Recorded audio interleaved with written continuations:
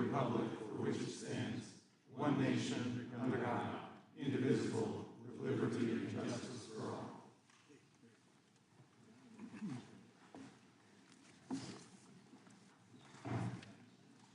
The chair is now recognized for an opening statement. And then we will move to our to the ranking member's opening statement, and then our witnesses will get 5 minutes. I want to just take an opportunity, maybe before I even do an opening statement, to welcome everyone back. Hope everyone had a good break. The ranking member and I, along with a few other members, Mr. Kiley, Mr. Fitzgerald, Mr.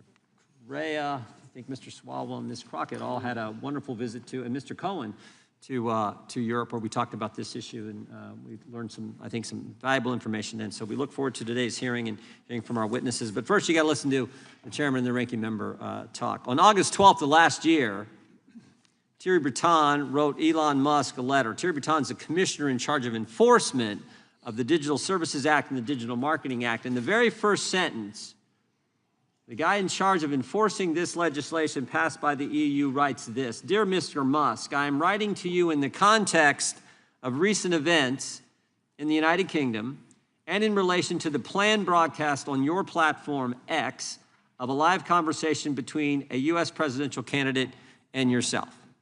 So think about it. The guy in Europe in charge of enforcing a European Union law writes an American about an American company, about an American election, and he says the context for the letter, the reason for the letter, are events that are happening in the UK, a non-European Union country. That's not Europe trying to influence what happens here. I don't know what is.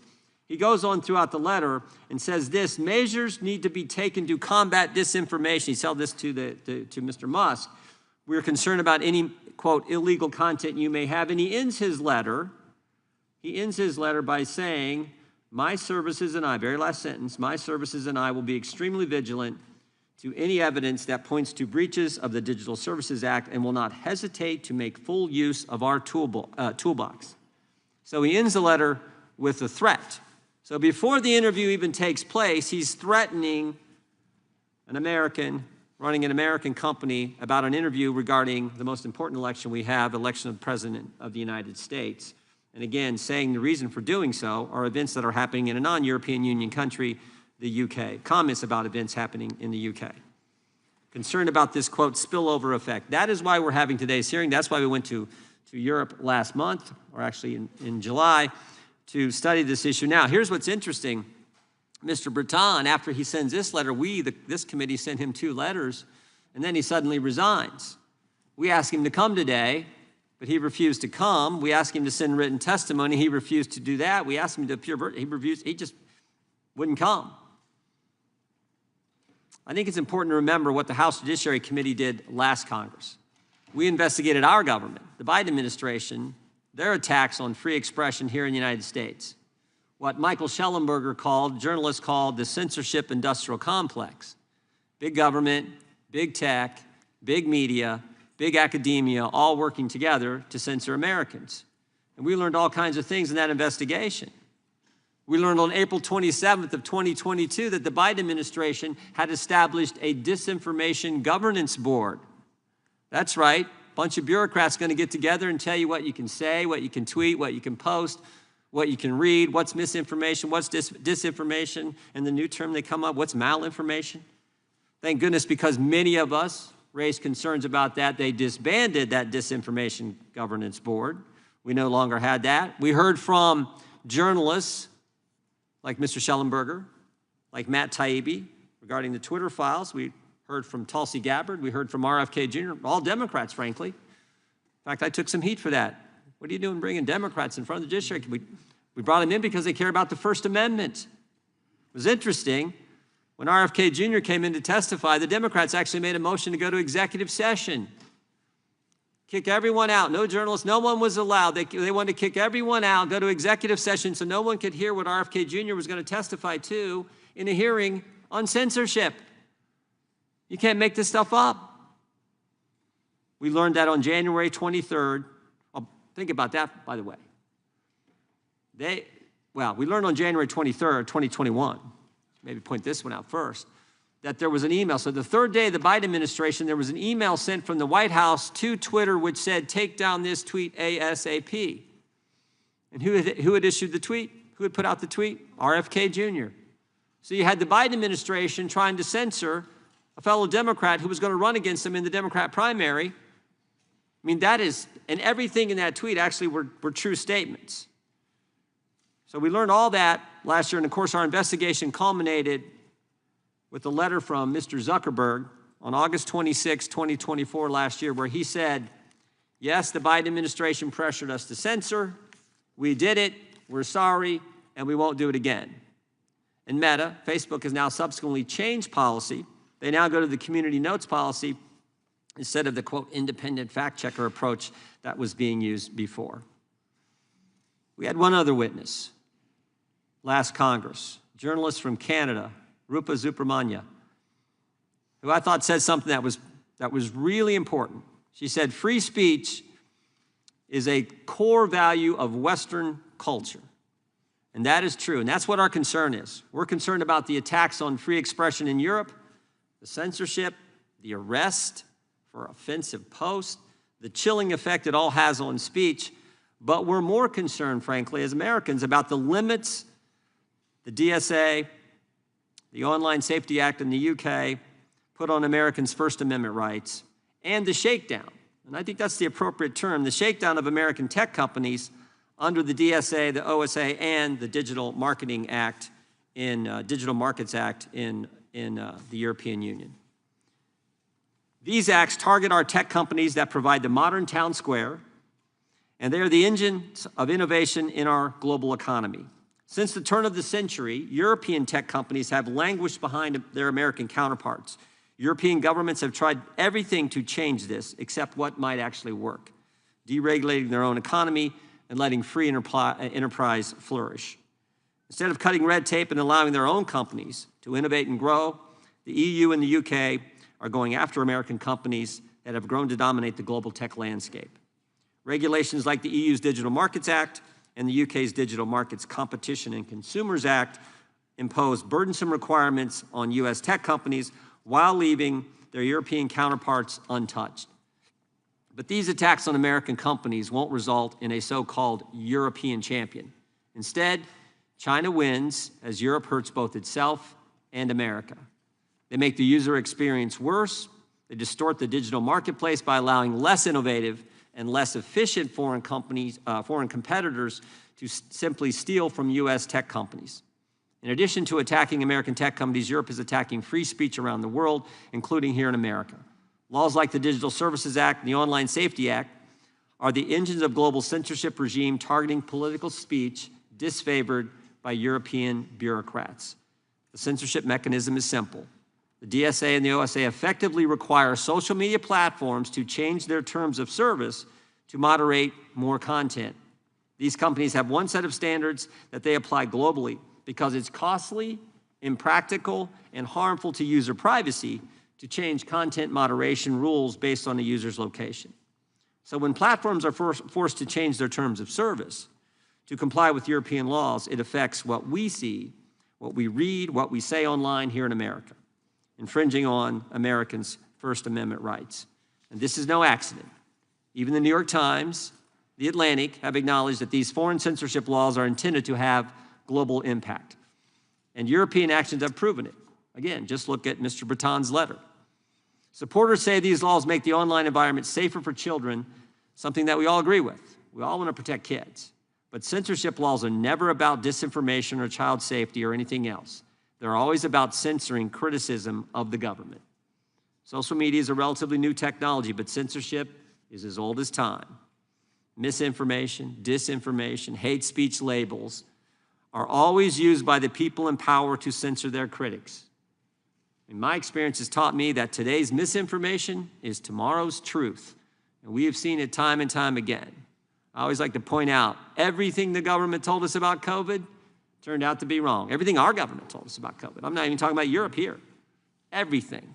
They told us that the virus didn't come from a lab. Sure looks like it did. They told us it wasn't gain-of-function research done at the lab. Yes, it was. They told us it wasn't our tax money used at the lab. Yes, it was. They told us vaccines. They told us that the vaccinated can't get it. They told us the vaccinated can't transmit it. They told us masks work. They told us 6 feet social distance was based on science. And they told us this was the first virus in history where there's no such thing as natural immunity. They were 0 for 8. And yet they're going to define with some disinformation governance board what we can say, what we can tweet, what we can read, what we can post. You got to be kidding me. As RFK Jr. testified before our committee, never forgot what he said. He said, when you look at history, it is never the good guys who are for censorship. It is always the bad guys, and that's our concern. We need debate. The best way to answer bad speech, wrong speech, stupid speech, crazy speech, even hate speech is more speech. We need the First Amendment. Our committee will continue to move legislation that protects free speech from threats, including threats from abroad. And with that, I now recognize our ranking member for his opening statement. Thank you kindly, Mr. Chairman, and welcome to our witnesses. I imagine that in a hearing about threats to freedom of speech abroad, we might hear from a Russian dissident about Putin's massive violations of political freedom, or the death of Alexei Navalny in prison, or perhaps a Chinese pro-democracy activist about President Xi's attacks on free speech in Hong Kong, Tibet, Xinjiang, or the persecution trial of Jimmy Lai. Or maybe a journalist about the Saudi Crown Prince's assassination of Jamal Khashoggi, the Washington Post writer who demanded freedom from religious persecution and oppression in Saudi Arabia. But no, the dictators of the world have got nothing to fear from this hearing. The Republicans called it to attack our democratic allies in Europe. The star witness is not a human rights leader like Navalny, but a far-right, pro-Putin politician who leads the UK Reform Party, a party that has 4 members out of 650 members in the parliament.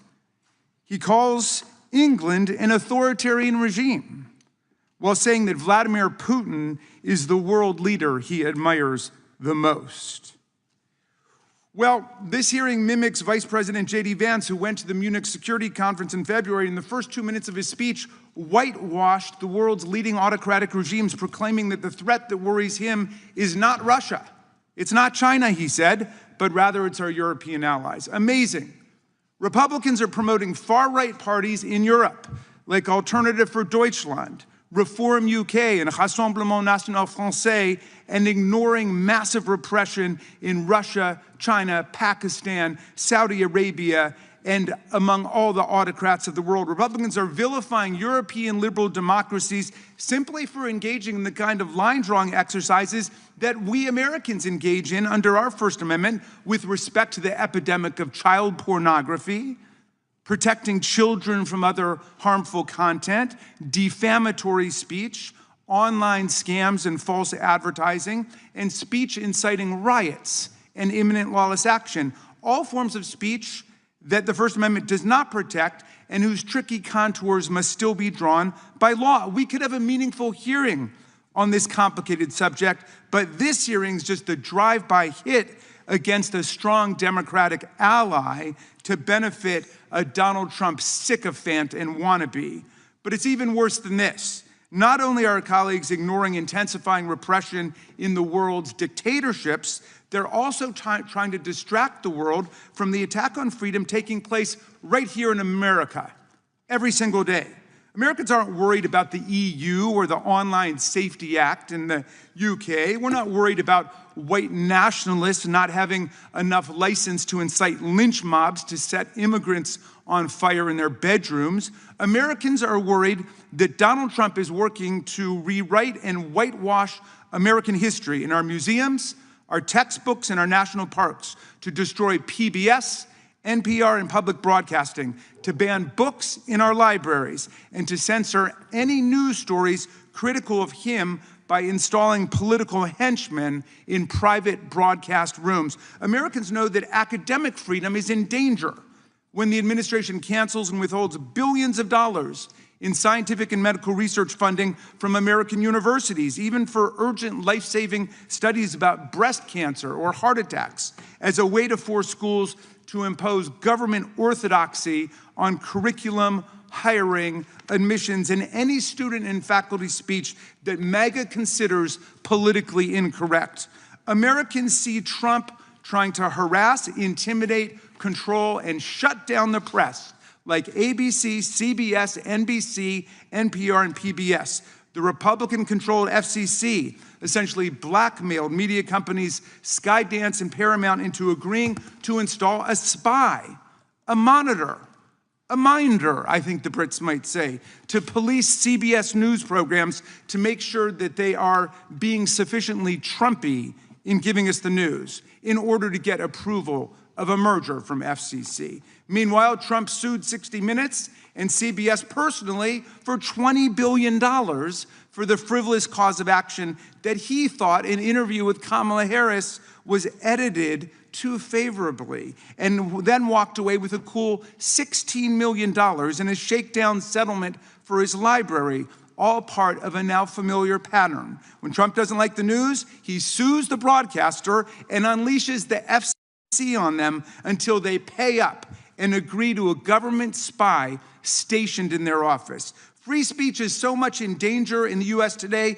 that if the government tries to violate our rights, we might not even be able to find a lawyer to defend ourselves because Trump is systematically exacting retribution against law firms that represent anyone on the other side of a case against him. Look, our country loves free speech. We fight for free speech. We fought for free speech, and we know it's in danger when students who are lawfully in the United States are taken off the street and arrested without warrants by masked federal agents in unmarked cars for writing an article or attending a rally that Stephen Miller doesn't like. Free speech is in danger when visitors to our country have their social media accounts screened at the border for any criticism of Donald Trump. Free speech is in danger when To Kill a Mockingbird, The Handmaid's Tale, 1984, and The Kite Runner are banned from our schools and libraries across the country, and even families defending our freedom abroad have to fight for their kids' right to read freely in public schools run by the Department of Defense. Freedom's in danger when the administration tramples the civil service rights of hundreds of thousands of nonpartisan expert civil servants. These civil servants have been protected against political discrimination for more than a century to maintain the excellence and independence of our federal workforce, but they're now being fired simply for doing their jobs, like prosecuting violent criminals and insurrectionists who try to overthrow our government and attack our police officers, or because they honestly gave honest economic information and labor statistics to the public. These honorable civil servants are being fired because they won't be the political hacks Trump demands that they be. When private comments made by federal employees are scrutinized for anti-Trump bias and they can lose their jobs because of it, then we've entered the realm not just of Vladimir Putin, but of Joseph Stalin. Now, Mr. Trump and Mr. Farage both claim they're protectors of free speech, but they only want to protect speech they agree with. In the UK, Mr. Farage is openly promoting the abolition of the Human Rights Act of 1998 to be replaced with a British Bill of Rights that limits the right of free speech to British citizens and legally sanctioned residents. He complains that racist threats against immigrants are not protected free speech, while he proposes to strip migrants, tourists, and perhaps even visiting American congresspeople of any free speech rights at all. I had my own close encounter with that when Mr. Farage and his team presented for more than an hour in a conversation we had about free speech. And after 3 minutes of talking, he cut me off and terminated the meeting because he didn't like what I was saying. That's the kind of free speech he's committed to. There is a free speech crisis in America today, but there's no free speech crisis in Britain. UK Prime Minister Keir Starmer has not shut down GB News, where Mr. Farage has his own show, just because Mr. Farage has used his airtime to call for banning peaceful protests that he disagrees with. No one has stopped him from going on Russian TV 17 times and saying also and repeating that the one world political leader he most admired was Vladimir Putin, even though Vladimir Putin is a war criminal and a dictator who has regularly interfered in other countries' democratic elections. No one has stopped Mr. Farage from parroting Putin's absurd talking points, like when Farage claimed that NATO, the US, and Britain provoked this war in Ukraine. For a man who fashions himself as some kind of a free speech martyr, Mr. Farage seems most at home with the autocrats and dictators of the world who are crushing freedom on earth. Mr. Farage wants to get rid of the Online Safety Act in his country, a law shepherded by the Conservative Party and implemented by the Labor Party, which bans child pornography online, protects children from harmful content, forbids non-consensual pornography and other unlawful content. He should go and advance the positions he's taking here in Congress today in Parliament, which is meeting today, if he's serious about it. To the people of UK who think this Putin-loving free speech imposter and Trump sycophant will protect freedom in your country, come on over to America and see what Trump and MAGA are doing to destroy our freedom, kidnap college students off the street, ban books from our libraries, militarize our police and unleash them against our communities, take over our universities, wreck our professional civil service, and turn the government into a money-making machine for Trump and his family. You might think twice before you let Mr. Farage make Britain great again. I yield back.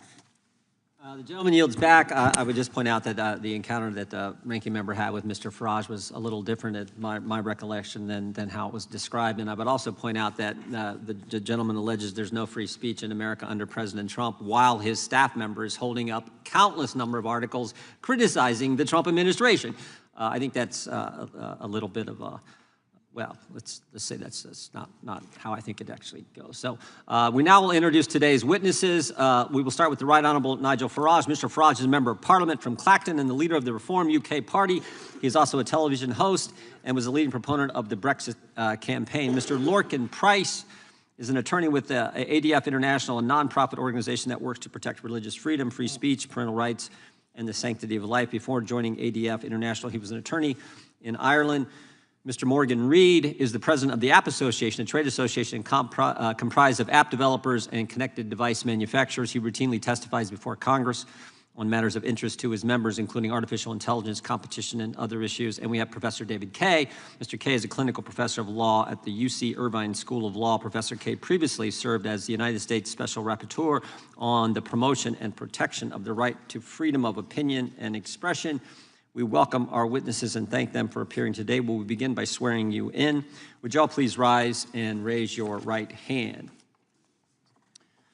Do you swear or affirm under penalty of perjury that the testimony you're about to give is true and correct to the best of your knowledge, information, and belief, so help you God? Let the record show that each of the witnesses answered in the affirmative. You can, thank you, please be seated. Please know that your written testimony will be entered into the record in its entirety. Accordingly, we ask that you summarize your testimony in 5 minutes. I think we'll just go down the line, and we will start with Mr. Reed, then Mr. Price, Mr. Farage, and then Professor Kaye. So, Mr. Reed, you're recognized. 5 minutes. My name is Morgan Reed, and I'm the president of ACT, the App Association. Our members are small and medium-sized tech companies from your districts and around the world. We build and sell the apps and the products you love. If you're scheduling a haircut, tracking your productivity at work, or using online tools to train your employees, it's likely one of my members made that happen. I'm here to tell you that our European members are just as good, just as smart, and just as entrepreneurial as our American members. Whether it's Clement Sauvage in France, Mitchell Volkring in the Netherlands, or Mark Thomas in the UK, their companies are busy trying to change the world. The difference between them and our American members can be seen in the ever-growing wall of ex-ante regulation and compliance requirements from an EU government that is constantly asking how government can be more involved rather than less. Unfortunately, the DMA is a perfect encapsulation of the problem. Ostensibly, it exists to make it easier for EU companies to compete with the US tech lead. Instead, it just creates leadership in red tape. Small companies find value in the bigger platforms for 3 boring and absolutely vital reasons. They need to offload overhead, have access to a global market, and have customer trust. Because small businesses are always overworked and undermanned. For us, offloading overhead is critical. A small business is trying to ship a product, not learn about tax laws in 160 countries. We don't want to sign multiple contracts with middlemen to handle shipping or web storage, or send bills to dozens of different platforms, each with their own PO system. Small businesses need to focus their time on serving the customer to compete. And of course, to grow your small business, you need customers. And that means access to a global market. If your product has fewer than 100 customers in your state, that's a hobby. But 100,000 customers worldwide, that's a business. Nearly every one of the DMA's designated gatekeepers are actually gateways to a global market. But you might say, Morgan, the internet itself is a global market. And we would agree, but the internet lacks one key characteristic: trust. Today, many of us take for granted the measures of keeping malware and other harmful content off of our devices and off of our shopping sites. But DMA threatens to change this by forcing companies to roll out the red carpet for bad actors. As a result, consumers will rationally steer away from startups and small developers they've never heard of and towards larger, more established rivals that spend millions on marketing and buy Super Bowl ads to build their brand. Don't forget who's pushing the DMA. It's companies like Spotify, Yelp, DuckDuckGo, companies you've heard of. And just in case you think I'm exaggerating, the first business to take advantage of the DMA's requirements wasn't some brilliant startup being kept down by big tech. It was an app called Hot Tub, a porn aggregator that can now be sideloaded and could even operate without parental controls. This is the most damaging aspect of the DMA. By forcing the gatekeepers to remove features or capabilities that would keep bad actors off your smartphone and out of your wallet, the DMA demands the world adopt a flea market model, where anybody with a plastic folding table and some boxes that fell off the back of the truck are given the same access to consumers as legitimate businesses. For small businesses, we want the platforms to provide us with ever-improving tools, features, and pricing models to make it attractive. We don't love the big platforms, we do business with them. Because without our products, their platforms aren't worth very much. Without their tools, our overhead goes up, our speed goes down, and trust goes out the window. If we have any ask of the platforms, it's for them to do more, not less. We want them to do more to reduce overhead, more to protect our intellectual property, and do more to maintain those trust relationships. And into this relatively straightforward business arrangement, Europe has injected regulatory walls like the Digital Markets Act, the Digital Services Act, the Online Safety Act, our old friend GDPR, and the newest edition, the AI Act. These laws aren't there to lower friction. They are, as Teresa Ribera at the European Commission puts it, focused on creating a culture of compliance. That's a quote. While an ever-thickening wall of overlapping regulations is exactly what compliance lawyers want, it's not what innovators want. It's not what small businesses want, and it's not what customers want. We ask you to reject the European regulatory culture and instead focus on a culture of opportunity and innovation. Small businesses never succeed if we can't beat the red tape. Thank you very much for your time, and I look forward to your questions. Thank you, Mr. Reed. Mr. Price, you're recognized for 5 minutes. Thank you very much. Good morning, Chairman Jordan, Ranking Member Raskin, distinguished members of the committee, ladies and gentlemen.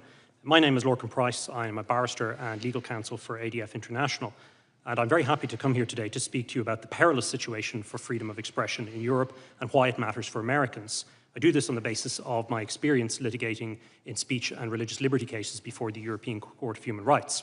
However, today, principally, I wish to address the Digital Services Act of the European Union. But before I do that, I'd like to set the scene briefly by telling you how bad things have become in Europe and the United Kingdom, and very much building on the remarks of the chairman. Because when I met some of the members of the committee in Europe recently, I think that there was a genuine element of surprise and disbelief about the state of affairs in Europe. I'll give you some examples. In Finland, our client, Päivi Räsänen, a member of parliament, is now in year 5 of a prosecution for simply posting a verse from scripture on Twitter. Our client, Rose Doherty in Scotland, a 74-year-old grandmother, was arrested by offering to have consensual conversations for people. Adam Smith-Connor, an army veteran, was prosecuted for praying silently in his head in England. And just yesterday, you'll have seen that the UK police arrested a comedian and fellow Irishman, Graham Linehan, a person I know well, for tweets about gender ideology. German pensioners are having their homes raided and are being prosecuted for insulting politicians. Indeed, one member of the Green Party in Germany has over 700 criminal complaints outstanding for insult. What's happening in Europe is, as Vice President Vance said on St. Valentine's Day in Munich, a serious retreat from a fundamental value, that of free speech. It's a sign that our European political elite has lost control of the narrative, and the Digital Services Act is the response to that, an increasingly desperate attempt to suppress growing public discontent. Why should this matter for Americans? Why should you be concerned? Because of the worldwide reach of European law, the so-called Brussels effect changes regulation in every area that the European Union chooses to regulate. And now they've entered the business of regulating speech. And they're very proud of the Brussels, or the so-called Brussels effect when you ask them about it. This new EU law is essentially an anti-speech law. And when you read the case law of the European Court of Justice, statements from senior officials, and the provisions of the Digital Services Act, you can see everything is there to create a digital censorship industrial complex. We see a whole structure of trusted flaggers, codes of conduct on so-called hate speech and misinformation, content moderation for so-called systemic risks. Much of this is hidden in bland technocratic language in the DSA, and our written submissions go into some of the problems associated with it. But it constitutes nothing more than an attempt to bring Brussels regulation of speech onto a global stage. Furthermore, when the European Union is now negotiating trade deals, including with your neighbours to the north in Canada, they insist that the Digital Services Act is part of that. So it's very clearly a global intent. It means that the European Union will set the global standard when it comes to speech. And because of the laws that I just outlined in Europe, the type of prosecutions we're seeing, it's an extremely low standard. It draws, I would suggest to you, a digital curtain where once there was an iron curtain. And US companies bear the brunt disproportionately of this. They're hijacked by the DSA to become essentially the EU's global censorship police, whether they like it or not. The DSA contains expansive powers of investigation, huge compliance costs, and crippling fines if they're found to be non-compliant for removing so-called illegal content. Indeed, I commend your committee's report recently on showing the bias at the heart of the system. As we speak, companies are having to make a decision, an invidious decision between whether or not they defend German pensioners criticising politicians or they comply with the European Commission and with national laws. We know from COVID censorship which is the most likely route they take. Compliance is easier and cheaper, but it is not good for speech. Indeed, yesterday I was just informed by a senior lawyer for a major US company that the Germans are prosecuting a 14-year-old boy for a mild online post. They want the identity of another post outside Germany, and they've launched criminal proceedings against US employees of this company for refusing to pass over the identity information. That's the attitude we're dealing with. We've seen it from Thierry Breton, from others in the European Commission. They want this censorship power and they want it globally. The digital square is one of the great gifts from the United States to the world. It has been transformative for our political discussion. But the EU wants to make itself the sheriff of the square, and it's armed itself with powerful tools. And there are more to come, unfortunately, including the Democracy Shield. I agree with Ranking Member Raskin that it is sad when close allies and democracies do this kind of thing, and we must call them out for it. We must take a stand against this new censorship wave. Democracy requires free speech. I'm looking forward to our discussion and any questions you may have. Thank you, Mr. Price. The Right Honourable Member of Parliament, Mr. Farage, is recognised. Well, thank you very much indeed. Good morning, everybody. Thank you, Chairman Jordan, for inviting me here today. And it turns out, with news in the last 48 hours, to have been really rather timely. I'm delighted to reacquaint with the charming Mr. Raskin. That was delightful testimony you gave me earlier on with your speech. But hey, that's fine. You can say what you like. I don't care.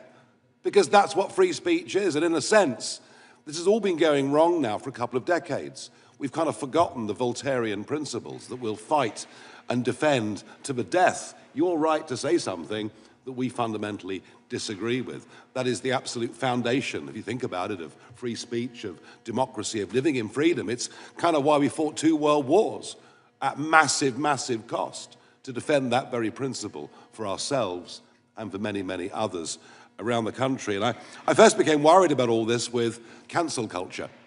You know, the idea that we can't have this speaker go to a university because some people might be offended by what he or she have to say. It is important to note that there is not a parent in the United Kingdom, and I would guess it's the same for America too, that is not concerned about content their children as minors can find on the internet. Not a single parent that is not concerned about this. But at the moment, we're not finding the right solutions. I do myself begin to think that hardware might be one of the solutions.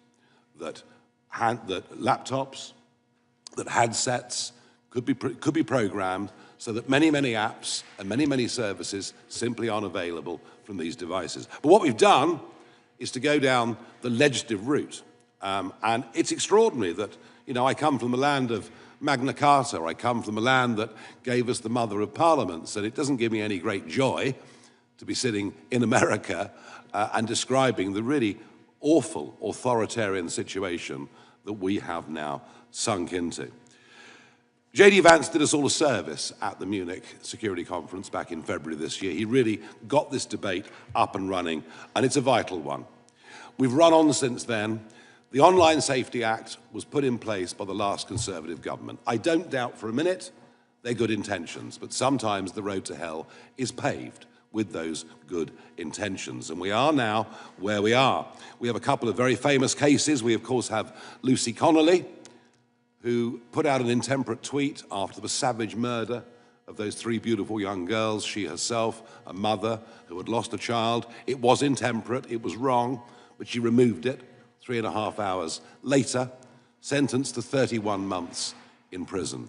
She's now out, having served 40% of the time. I wanted to bring her with me today as living proof of what can go wrong. Sadly, the restrictions that have been put on her banned her from making the trip, which is a very, very great shame.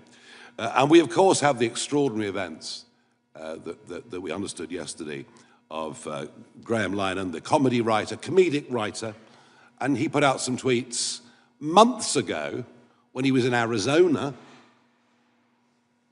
and months later he arrives at Heathrow Airport to be met by 5 armed police. Armed police, not a big deal in the USA, a very big deal in the United Kingdom. 5 of them. And he was arrested and taken away for questioning. He's not even a British citizen. He's an Irish citizen. This could happen to any American man or woman that goes to Heathrow that has said things online that the British government and British police don't like. It is a potentially big threat to tech bosses, to many, many others. This legislation we've got will damage trade between our countries, threaten free speech across the West because of the knock-on rollout effects of this legislation from us or from the European Union. So I've come today as well to be a klaxon, to say to you, don't allow, piece by piece, this to happen here in America. And you would be doing us and yourselves and all freedom-loving people a favor if your politicians and your businesses said to the British government, you've simply got this wrong. At what point did we become North Korea? Well, I think the Irish comedy writer found that out 2 days ago at Heathrow Airport. This is a genuinely worrying, concerning, and shocking situation, and I thank you for the opportunity to come here today. Thank you, Mr. Well said. Thank you, Mr. Farage. Professor Kaye, you're recognized for 5 minutes. Chairman Jordan, Ranking Member Raskin, members of the committee, thank you for the invitation to appear before you. I ask that my written statement be entered into the record. My name is David Kaye.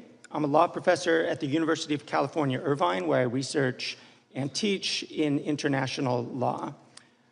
I know something about censorship. From 2014 to 2020, I was the United Nations Special Rapporteur on Freedom of Opinion and Expression. In that role, I monitored a growing global assault on free speech. Among other things, I led a landmark effort to call out China's attacks on civil society. I detailed repression of media and criticism in Putin's Russia. I condemned Iran's suppression of dissent. And I even criticized democratic governments when they sought to force platforms to take down lawful speech. That is censorship. Violations of the human right to seek, receive, and impart information and ideas of all kinds, guaranteed by Article 19 of the International Covenant on Civil and Political Rights, a treaty ratified by the United States in 1992. Inspired by the First Amendment, it guarantees a speaker's rights and the rights of everyone to access information. So it pains me that the United States, the country that had my back as Special Rapporteur, the land of the First Amendment's make no law, now leads the charge to undermine freedom of speech and of the press. The threat is real, live, and I think shocking given our nation's historic commitments. The administration follows a well-worn path. A few examples. The silencing of scientists and public health officials. Just last week, the head of the CDC was fired because she would not agree to change her conclusions about vaccines. The administration has scrubbed websites that doctors and parents use to make decisions. Censoring and punishing speech of visitors. In visa interviews and at the border, there are increasing reports of officers screening visitors according to their social media activity or detaining and deporting based on speech and op-eds. And the repeated assaults on the media, as we've seen attacks on public broadcasting, frivolous lawsuits against media outlets, and the decimation of Voice of America. This is the tip of an iceberg of censorship that should concern this committee and every American. Yet US officials who claim to be free speech warriors are spending their time looking abroad. Now, I know of nobody who argues that EU and British laws on speech are perfect. Still, the EU Digital Services Act and the UK Online Safety Act respond to problems both sides of the aisle in Congress have found serious but have yet to address: the enormous, opaque, and unaccountable power of a small number of massive tech companies over our information environments. The EU answered the question of massive platform power not by claiming new powers to take down content or accounts. It adopted new rules to empower users, including by requiring notice and an opportunity to appeal content moderation decisions. The Online Safety Act, championed by Labor and conservative parties, was widely popular as an attempt to hold big tech accountable. It does have elements that concern me, yet whatever faults it might have, it, like any other British law, is subject to legal challenge and review by courts for any violation of fundamental rights, just as we would expect of any democracy. Neither established censorship regimes. I encourage members of this committee to consider two things. First, instead of criticizing allied democracies, consider the kinds of content online that you find objectionable. Maybe it's anti-Semitic or Islamophobic content, misogyny, child endangerment, content glorifying terrorism or inciting violence. How do you propose to address those in a way that is consistent with free speech values? That's not an easy question, and it can't be waved away with just 3 words: because free speech. The EU and the UK have made their choices, subject to democratic judicial oversight, and acting in good faith. I think this committee could do the same. Second, this committee has the obligation to protect Americans' freedom of expression here at home. The administration is putting freedom of expression under direct attack, and I think oversight and constraint from this committee would make quite a bit of sense. That, I would respectfully submit, is the real threat to American speech and innovation, and I look forward to your questions. Thank you. Thank you, Professor. The chair, we'll now proceed under the 5-minute rule. The chair now recognizes the chairman of the subcommittee, Mr. Fitzgerald. Thank you, Chairman Jordan. Well, one of the things we found out on our trip through Europe was that the U.S. innovates, China duplicates, and now the EU regulates. Mr. Reid, I have a question for you first. Reports estimate that complying with the EU's Digital Marketing Act, the DMA, could cost American companies up to $1 billion every single year. That's not just a number on a page. Those costs ultimately fall on American workers, who will see fewer jobs, on consumers, who will face higher prices and fewer choices, and on entrepreneurs, who will have a harder time competing against subsidized foreign rivals. Mr. Reid, is it correct that these compliance costs affect our economy?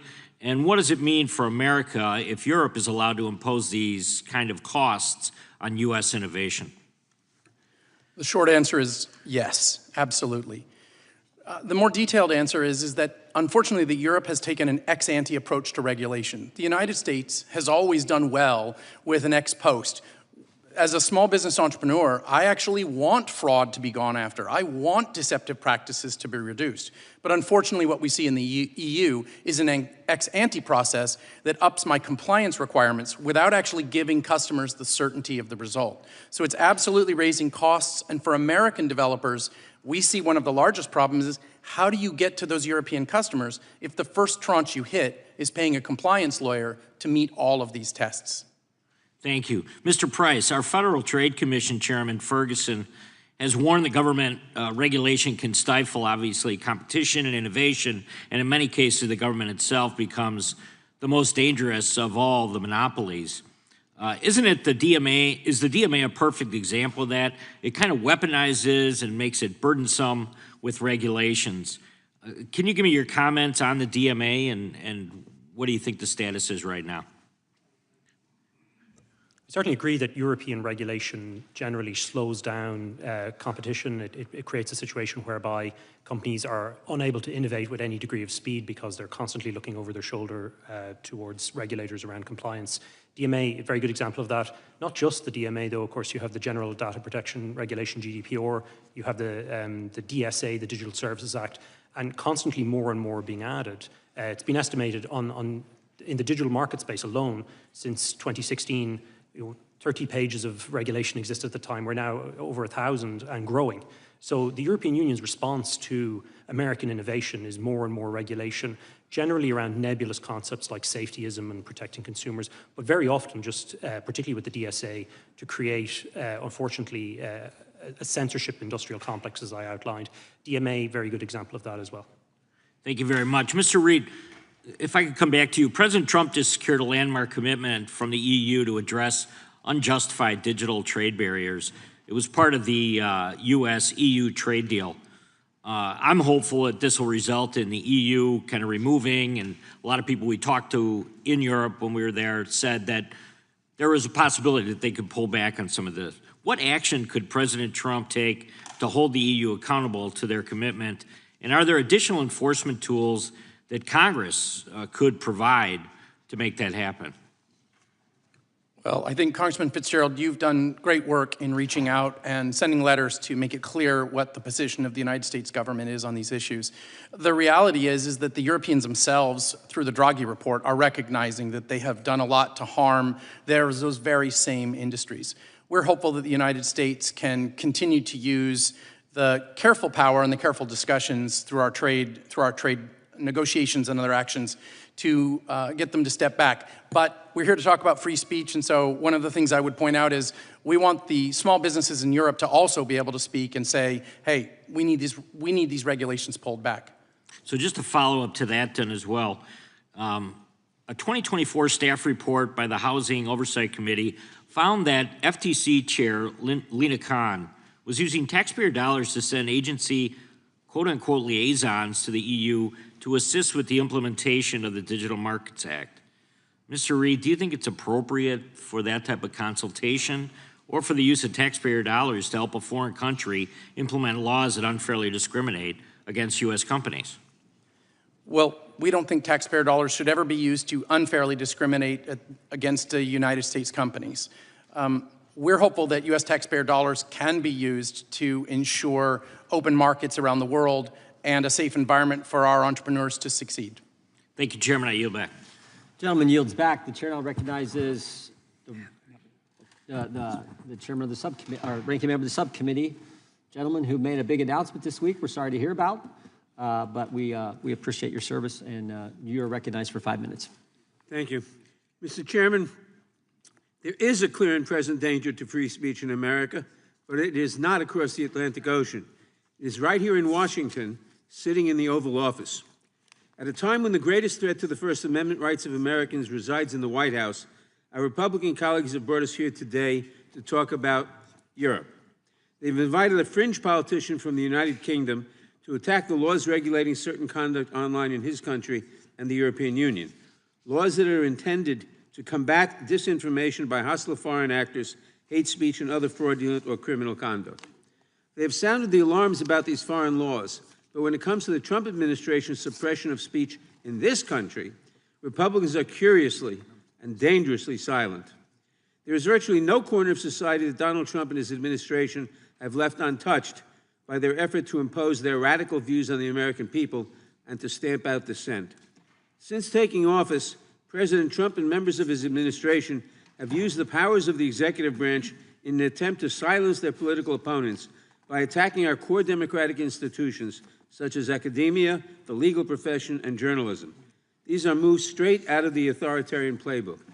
For example, the Trump administration has taken aim at colleges and universities, trying to bend them to its will by withholding billions of dollars in scientific research funding, a short-sighted move that will set back innovation in this country by decades. And in some cases, including at my alma mater of Columbia, it has demanded onerous conditions that infringe on academic freedom. On these same college campuses, students are being kidnapped for writing op-eds, and others are being deported for participating in protests. The Trump administration has also targeted disfavored law firms that dare to challenge the president or to hold him accountable, or simply for hiring an attorney who clashed with Trump in the past.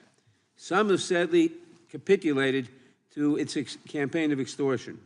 The president has even taken aim at the arts and humanities, launching a hostile takeover of the Kennedy Center and censoring exhibits at the Smithsonian Institution, attempting to whitewash American history and to stamp out free expression. He has also engaged in a dangerous campaign of harassment and intimidation of the media. For example, last October, he sued CBS for $10 billion for editing a 60 Minutes interview with Kamala Harris in a way he didn't like. Although this suit was widely ridiculed by First Amendment attorneys who called it meritless and absurd, Paramount, the parent company of CBS News, was desperate to win approval from the Trump-controlled FCC for its proposed multi-billion-dollar merger and felt pressure to settle this baseless lawsuit. Ultimately, it paid $16 million to settle the suit, and just days later, the FCC approved the merger. What a coincidence. This followed ABC's settlement of a similarly baseless Trump lawsuit for $15 million because of corporate pressure. And now the Wall Street Journal and Rupert Murdoch face their own $10 billion lawsuit from Donald Trump over the Journal's reporting that shed new light on Trump's well-documented relationship with Jeffrey Epstein. I'm not aware of any president in the past suing media companies or newspapers or television stations for free expression they didn't like. Professor Kaye, the free press is essential to our democracy and the rule of law. Can you explain how President Trump's attacks on the news media and his attempts to sue them into silence impact freedom of expression and freedom of speech in this country? Yes, thank you, Mr. Nadler, and congratulations on your announcement this week. Well, I think it's important to note that when we're talking about attacks on the press, it's not just about attacks on the journalists themselves or the media outlets themselves. It's about every American's right of access to information.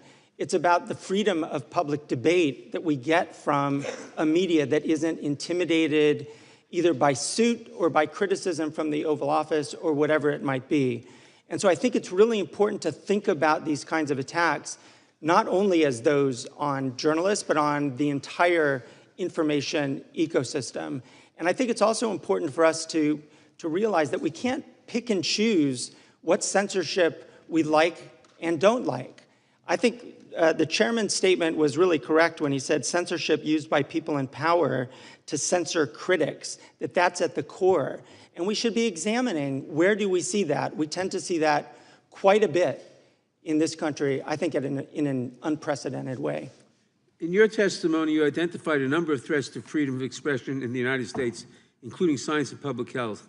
It's also been reported that the government has a list of hundreds of words, ranging from issues related to climate change to diversity, equity, and inclusion, that it essentially is banned from government websites and users to make funding decisions. Is this true?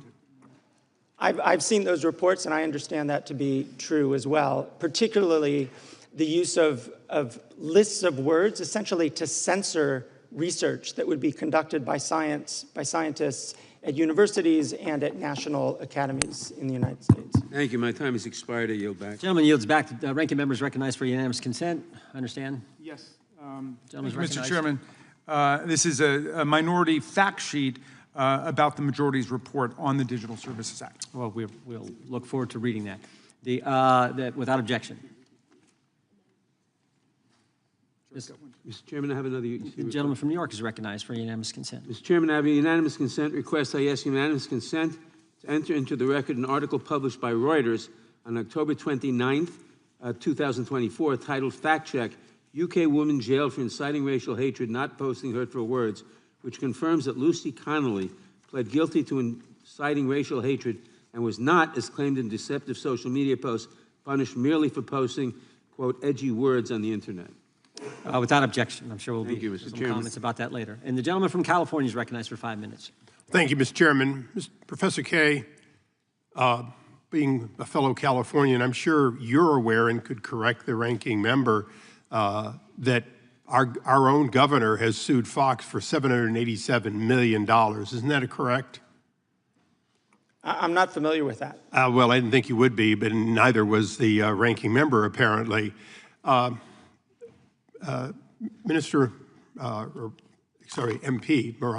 Farage, do you have the equivalent of what the Professor Kaye was talking about, which is the Article 19? You're a signatory to that, that international convention, if you will, on free speech. Do you feel that it is being observed in the UK? Maybe a signatory to it, and we may. And the Prime Minister, today in the House of Commons was talking about free speech, and indeed when President Trump was with him in Scotland the other day, he talked about our proud history of free speech, but what people say and what they do are two very different things. And the argument is that the Online Safety Act, I'll repeat what I said earlier, may have been designed by the Tories with the best of intentions, but has turned out to be the sledgehammer that misses the nut. It's not protecting kids, and it is damaging. So now, going back to the United States, you don't have a constitutional framework that is the equivalent of ours in that you have no First Amendment absolute guarantee. Is that correct? It is correct. Our Constitution isn't in written form. It's based on common law that's evolved and adapted over centuries, and your founding fathers looked at the best bits that we had. So it appears in Europe and in the UK, free speech is whatever the bloody members think it is at a given time, and it changes with the will of the people they elect. Is that right? Yes, but I don't think at any point we've really had a proper debate about infringements of free speech until COVID. And I think COVID changed the game. Okay. I think the government, social media platforms, big media, suddenly there were arguments that needed to be made that were banned. So, Mr. Reed, to your knowledge, and I would go to the professor, but he seems to be ill-informed even on our own governor's lawsuits. First Amendment. In the United States, you can sue for anything. Do you often win if you sue against institutions like Fox, Wall Street Journal? Isn't it true that effectively the First Amendment creates a tremendous shield against anything except malicious, deliberate lies? Not my area of expertise. We can absolutely talk about apps, but as an American, yes, that is absolutely my understanding. And you have no such protection, just the opposite. You have no idea in Europe or in Britain about what is going to be allowed or not allowed. In other words, you don't know where to call balls and strikes. You just simply have to pay the fines when you get to them. Well, I only carry one passport, so I'm more aware of the American laws, but that is my understanding correct. Okay, now, we do have a First Amendment, and we are a signatory to Article 19. So I'm going to go a little bit into opinion. Now, I'm the author of No Censorship on Our Shores, meaning, Mr. Price, I know you're familiar with it, I'm not going to tolerate censorship overseas and then have those people come to the United States. Now, Professor Kaye may object to the idea that I'm not going to let people who have been involved in censorship come into the United States because I think it's unacceptable to get away with that overseas. But let's be reciprocal for a moment for Mr. Reed and for everyone. If we're seeing Europe and the UK and other countries stifle what we are guaranteed in the U.S., and particularly arrest somebody for what they said while on U.S. soils, shouldn't this administration be just as strong and reciprocal that we will not tolerate that activity even off our shores? And isn't that ultimately what the United States must make available to the world, essentially guarantee the First Amendment to anyone, anywhere, if they want to do business with the United States? Mr. Price. The leadership of the United States on this issue this issue has been transformative for the discussion in Europe. And from the President, Secretary Rubio, and the Vice President, they have transformed the issue, and I hope more comes. So, to the fringe parliamentarian, as you were called, and probably the future Prime Minister, what say you? Yes, for Mr. Nadler's benefit, it's a very big fringe, and we're doing rather well, but there we are. Look, you know, if you were to follow, Mr. Eisler, the logic of your argument that you were to ban people from entering America who would pass legislation that was prejudicial against American companies or American citizens and would threaten them with potential arrest if they came across the other side of the pond, I think the practical difficulty with that is you'd have to ban the British government, the entire Labour Party. So I'm not sure in practical terms that it works, but I understand the sentiment. Thank you. I yield back. Gentleman yields back. The gentlelady from California is recognized for 5 minutes. Thank you, Mr. Chairman. Let me be clear. I am not here to defend the European laws, and I've often criticized the approach of European countries to internet-related issues. It's really generally wrong-headed. But I don't really think that's the point of this hearing. I think the real threat to the First Amendment isn't coming from Europe. It's coming from Republican-led states that have introduced bills to close the open internet, and most of all, from Donald Trump, who's actively trampling free speech here at home. I think it's rather absurd for this committee to spend our time criticizing laws we have no jurisdiction over while ignoring the countless ways the Trump administration is tearing up the First Amendment. If this committee is really serious about protecting free speech, we need to focus on the Trump administration's literal assault on the First Amendment that's happening right here at home. So, Professor Kaye, I have a series of questions for you. Do you think that arresting international students for being critical of U.S. foreign policy is an attack on the First Amendment? Yes, absolutely. And isn't that because it's not just the right of the person to speak, but the right of all the rest of us to hear? The First Amendment isn't just about the speaker, it's also about the listener. Isn't that correct? Right, that's true. Now, a federal judge agreed with you and with us, warning that arresting students for their views chills the speech of millions of Americans. The government can't punish speech simply because they don't like its content. This year, as has been mentioned by others, President Trump's FCC blocked the CBS merger until the network agreed to change its programming and install a so-called bias monitor. The head of 60 Minutes resigned, saying he could no longer make independent decisions about the news. Doesn't that sound like a violation of the First Amendment's guarantee of a free press? It does, and I think it's important to underline that restrictions on free speech don't come just from a law or the police outside your door. It can come from a whole network of intimidation, of public attack that really does chill speech, including the kinds of attacks that lead to deportations of people who are here just to study.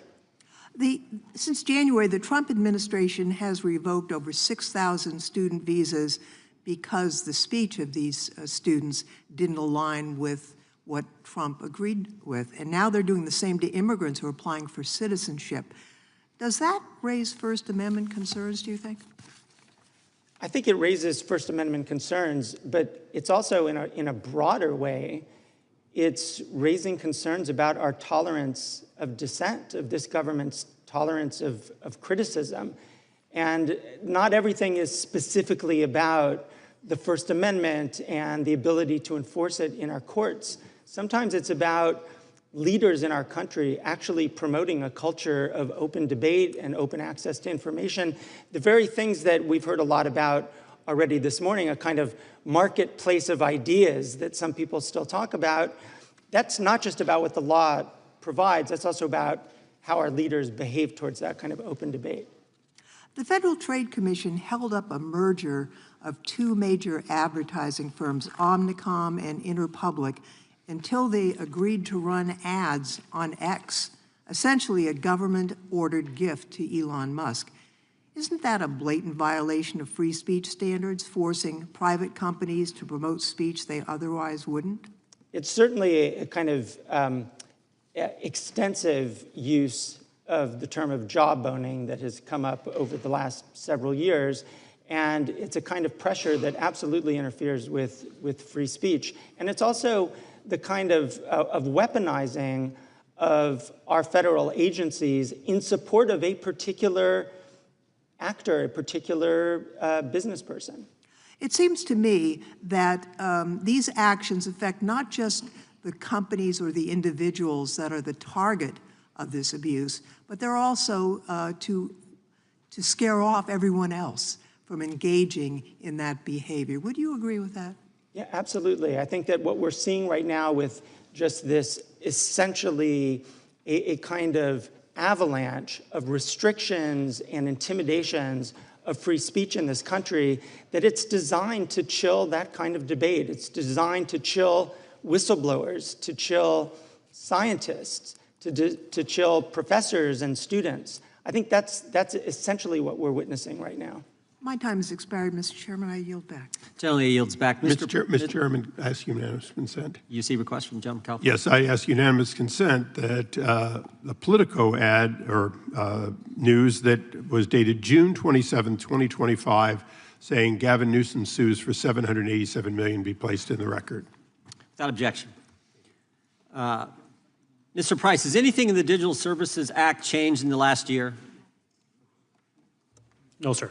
Hasn't been amended, hasn't been changed at all? No, sir. So everything Mr. Breton wrote 1 year ago today, well, August 12, 2024, that's still in place, where he said to an American running an American company about an interview that was yet to happen, future happening interview, threatened this individual. None of that has, nothing in the law has changed that would change what actions this individual took. Nothing in the law. Just because Mr. Breton's gone doesn't mean Ms. Verkunen can't do the same darn thing, right? Precisely. Yeah, and that's the concern. Mr. Price, is this statement, we need to take back our country, is that statement hate speech?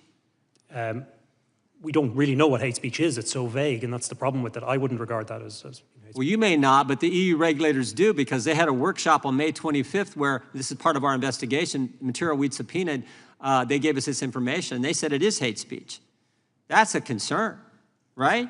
Yes, sir. And it could be made by an American and be termed hate speech, and there could be some ramifications for Americans' First Amendment liberties. Is that accurate? Yes, sir. Okay, Mr. Price, what's a trusted flagger? A trusted flagger is an NGO or a private organization that's recognized under the DSA, and if they identify or a complaint has been made... Wait. Recognized by who? Oh, the terms of the DSA. Oh, and the national regulators and the commission as well. Okay, and they do what? So they're recognized by the government. They're approved by the government. Yes, all right? And what do they do? If they identify content that they regard as illegal content, the companies have to give priority to removing that content. Oh, so people that the government approves tell companies what they can allow on their platform and what they can't, right? That's correct, sir. And the same people who approved these folks are the same people who conducted the workshop and said, we need to take back our country as hate speech. Is that fair to say? That's correct, sir. Yeah, and that's the concern. And what happens if these trusted flaggers approved by the government, the same government that says we need to take back our country as hate speech? By the way, I think that statement is made probably more by Democrats right now than Republicans. I think the head of the Democrat National Committee made that statement like 3 months ago at a big Democrat rally or something they were having. So the same people say that's hate speech, approve the trusted flaggers, who then tell the platforms what they can and can't have on their platform. And if they don't agree with what the trusted flaggers say, there's civil penalties. Is that right? Yes, sir. Both under national law and the DSA, investigations begin, and there's a whole process that can result in enforcement and then ultimately crippling fines for companies. And those crippling fines, those civil penalties can be what, 5%, 10% of global revenue, depending on the Online Services Act or the DSA? Under the DSA, 6%. 6%? Wow, that's a lot of money because these are big companies, right? Yes, sir. Now, Mr. Farage, it's not just civil penalties, though. And this is where it gets really scary. Because my understanding is there's criminal penalties, and I think in 2023 in the United Kingdom, there were 12,183 arrests for offensive post.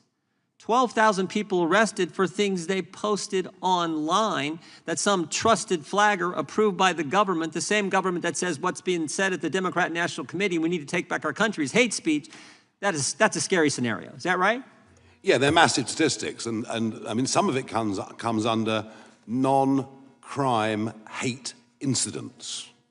So you've said something on social media, someone's taken objection, and you get the knock at the door from the police sort of warning you that if you do this again, something may happen. And this has now been broadened out. I mean, Mr. Price made the point, what is hate speech? How do you define hate speech? And that's the problem, isn't it, with all of these laws, that we finish up in a position where local police forces, etc., have to choose their own interpretations. I think, again, as I said to you earlier, the timing of this hearing today is perfect because the head of the Metropolitan Police, who arrested Graham Linehan at Heathrow Airport, he's thrown the ball back now to the British Home Secretary and the government to say, please tell us, what is this law intended? What are we supposed as the police to do? So I think we're going to have a much more rapid debate about this. But my worry is it may get worse, if I may quickly, because the Labour government now are intending to pass a law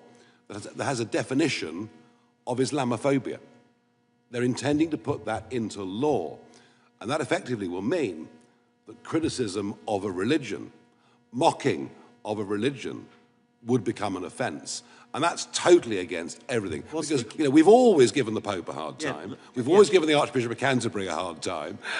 So we're finishing up kind of with two-tier law and two-tier justice. Well, and that's very concerning. I had one other question I'd like to get from maybe you and Mr. Price, if I could. Speaking of religion, tell me what performative prayer is. This is something we've seen and we've discovered in our investigative work. Maybe we'll start with Mr. Price, then go to Mr. Farage. Yes, sir. We have a client at the moment who's been prosecuted or was arrested in Bristol for a Christian pastor preaching about the differences between Christianity and Islam. He was then assaulted by a group of people identifying as Islamic people. The police arrived and they arrested him, not the people who assaulted him. This is the state of play in the United Kingdom in terms of free speech. And unfortunately, across Europe, I mean, I have a whole file of cases here where people have been arrested for criticisms of Islam, where they've been prosecuted. So things are getting pretty bad. Yeah, that extends to abortion clinics, doesn't it? And the abortion debate in Britain and Europe is different to the abortion debate in America. It's in a different place. But we have seen people warned or arrested if they've been seen to be praying outside abortion clinics, even if they're doing it silently. Hence, it's performative in the sense they're doing that. And you know, I'm afraid you now have to be a certain distance away from one of these clinics. But if other members of the public object and say that your praying there is causing them psychological harm, well, the police may intervene. Thank you. Mr. Chairman, may I comment on one of these issues, just very briefly? I'm fine if the ranking member, okay. I may have to ask you a question after you comment. When you do that, go ahead. I realize I'm opening the door. Yeah. I just wanted to note on this question of what is hate speech. First off, the question of identifying hate speech is not something that happens in a vacuum. In the UK, in Europe, there are very strict rules around the definition of hate speech that connect it not merely to speech, but to incitement. So it's incitement to violence or hatred or discrimination. And I think that's just an important baseline point, that this isn't just about pure speech, it's about the kind of speech that might lead to violence. And related to that, when you mentioned this hypothetical of take back our country, and is that hate speech? My understanding is that that came up in the context of a hypothetical related to persistent harassment of a Muslim girl. And that was the hypothetical. And the question was, in that particular context, did that constitute a kind of incitement to some violence against this young girl? So I think it's important to put some of these kinds of abstract questions into that kind of context. Professor, did you agree with the Biden administration when they established the Disinformation Governance Board? I didn't take a position on that. I do think that disinformation is an issue that... the government should be deciding what we can say and what we can't? Absolutely not. Okay, well, that's good to know. I'll give the ranking member a little extra time if he so desires. With that, I'll recognize the gentleman from Tennessee. Thank you, Mr. Chair. And firstly, I was pleased to join on the Codell, and it was a very fine, good Codell. I appreciate the chair, my friend and my classmate from 2006. One of the things I found most heartening about the Codell, we had a tour of Parliament, and along with us were two conservative members who were, I think they were either in the House of Lords, maybe one was in the Lords and one was in the House of Commons, but they talked to us about Magna Carta and about how it's the basis of our laws, and there was a copy there and copies here and there and whatever, but how precious the Magna Carta is. And they suggested to us that a legislator, this was in the House of Lords where he spoke, that a legislator is not somebody who votes.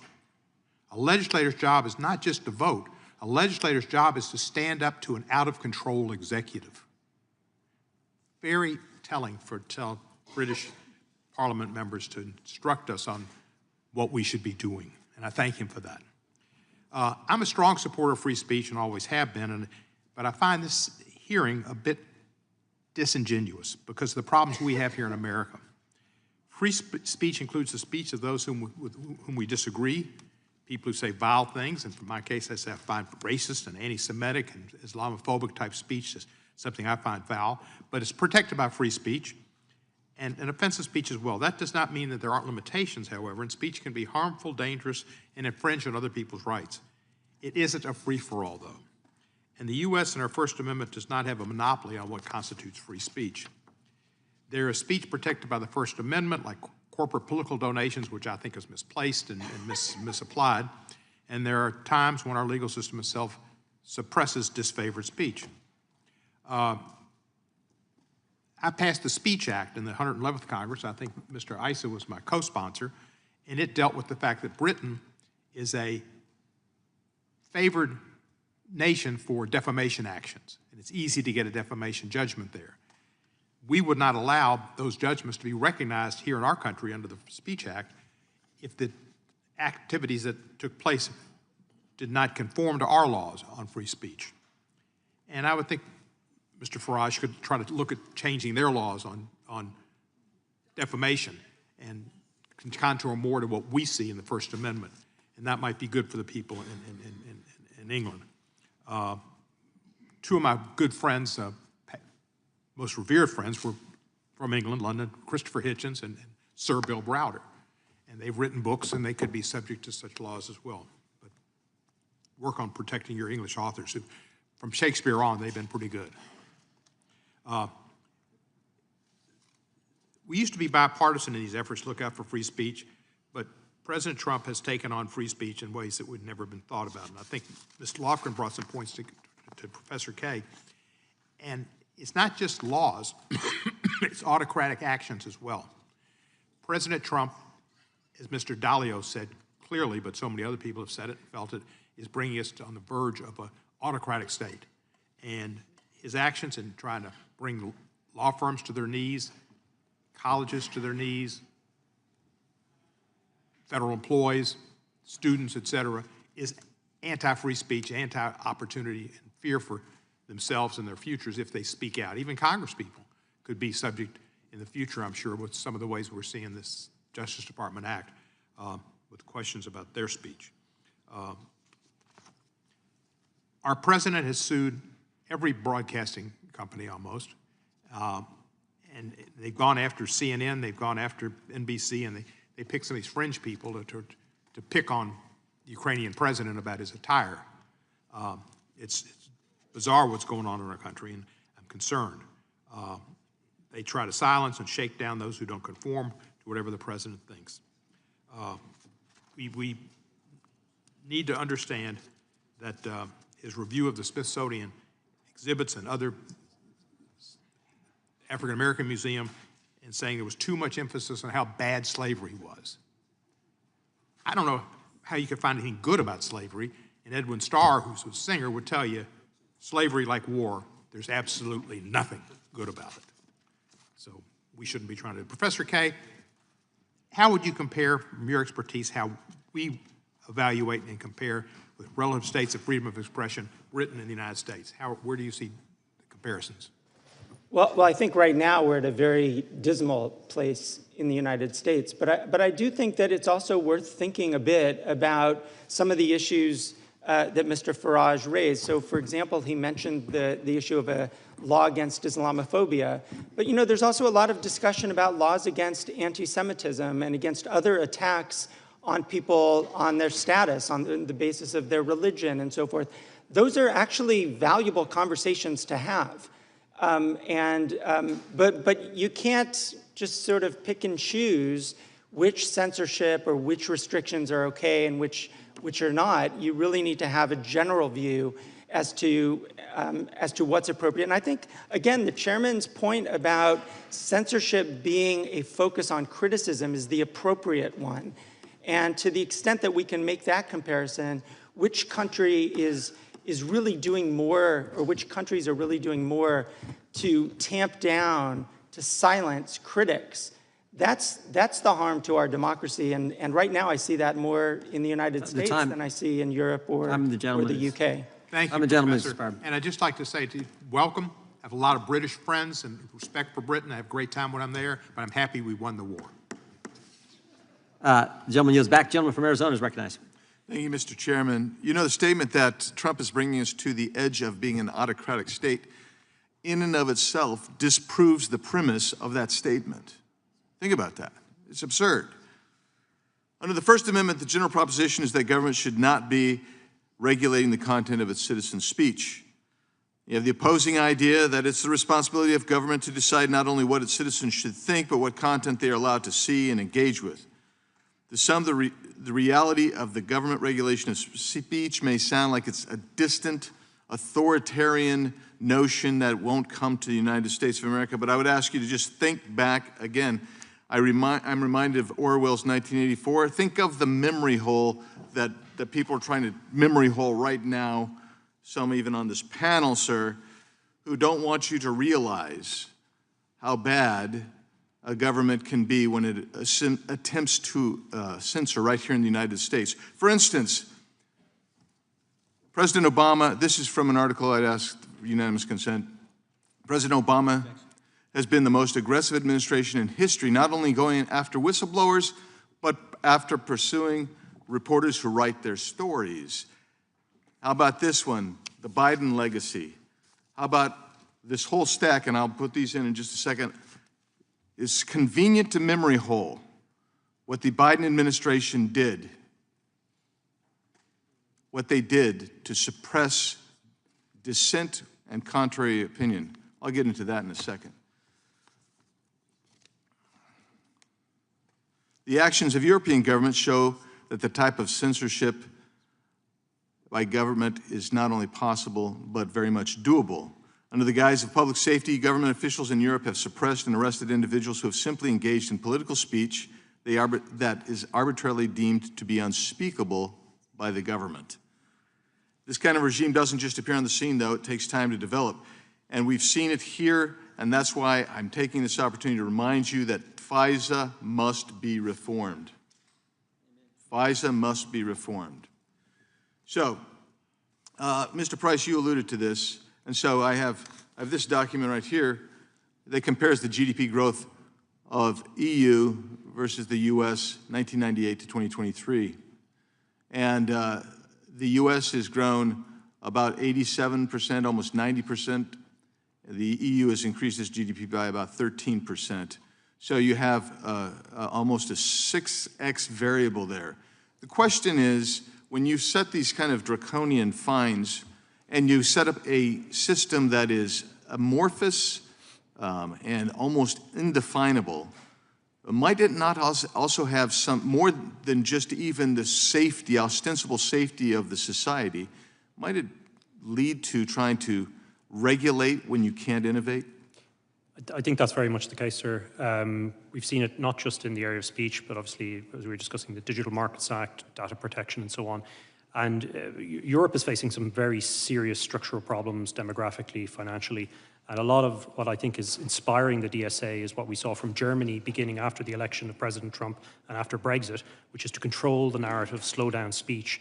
And into that, then, they're throwing a very wide net out that's affecting all kinds of legitimate speech. We talked about my client, Päivi Räsänen, in Finland, who's prosecuted for sharing a tweet from the Bible. It's absolutely outrageous. And that becomes now the standard that the DSA will set, not just for Europe, but possibly and predictably globally. And similarly, Mr. Reid, that's what's going to happen to your app innovators. They're not going to be able to have access to 440 million people in a marketplace in Europe without having to go through essentially government censorship. Well, I think you hit it earlier when you said that their focus has been on regulating or adding legislation. And it isn't one piece of regulation or one piece of legislation that has caused problems for our innovators, both in the UK, in the EU, and in America. It's been the stacking effect. Because if you start with one regulation, you say, I can handle that, I'll build that into my business. It's when you have one, then two, then four, then six. So what's been the biggest problem for growth has been their answer is that old quip, the beatings will continue until morale improves. We often feel that way about regulation. Innovation will get regulated until we get more innovation, and I don't think that will work out. Thanks, Mr. Reid. Now I'll finish with you, Mr. Farage. What happened to the great countries of the West? I mean, seriously, and their liberal understanding of civil rights and the ability to speak one's mind openly without fear of arrest or censorship or abuse of harassment by the government? I think what went wrong in many ways is we forgot why we actually had those liberties and had those freedoms in the first place. We forgot that, as I mentioned, I touched on earlier, we forgot the huge sacrifices that were made by citizens alive at that time to defend those principles against tyranny and against dictatorship. We've kind of lost our way in understanding why we are as we are. And I think that has permeated through the education system, where I'm not sure we've been teaching good values. The slavery comment was made earlier. I completely understand there's nothing good about slavery. But take our country, we spent decades driving slavery off the high seas. So whilst we were perpetrators to begin with, we actually, in the end, drove it off the high seas. So we need to teach our kids a sense of balance about our history, about the sacrifice that's been made. That's my feeling. Mr. Chairman, I have some unanimous consent. Gentleman is recognized. This one, GDP growth comparison EU to US 1998 to 2023. This one, Biden's press freedom legacy, empty words and hypocrisy. Massive government censorship during and about COVID from the New Civil Liberties Alliance. The Fifth Circuit agrees that federal officials unconstitutionally coerced or encouraged online censorship under the Biden administration. This one, information during the pandemic suppressed. Feds blew $267 million fighting misinformation under Biden as Trump vows to ban censorship cartel. This one, how the FBI violated the privacy rights of tens of thousands of Americans. This one, Inspector General report on FBI's FISA abuse tells us one thing: we need radical reform. This one, UK comedy writer Graham Linehan arrested over social media posts criticizing trans activists. Why did Lucy Connolly receive a 31-month sentence for Southport tweet? Policing thought crime should have no place in the UK. Britain's emerging police state. Knock, knock, it's the thought police. As thousands of criminals go uninvestigated, detectives call on a grandmother. Her crime, she went on Facebook to criticize Labour councillors. This one, UK steps up free speech crackdown as armed police arrest comedy writer Graham Linehan at Heathrow Airport. And this one, Britain's new thought police, how Labour plans to police your online speech. Thank you, Mr. Chairman. We bet. Without objection. Mr. Chair, I'd like to offer two unanimous consent requests. I'm not going to challenge the farce as much as the gentleman and the others, but two that record letters to you, one to you and one to Commissioner Verkunen, pushing back on the framing of this hearing from 30 EU and US academics.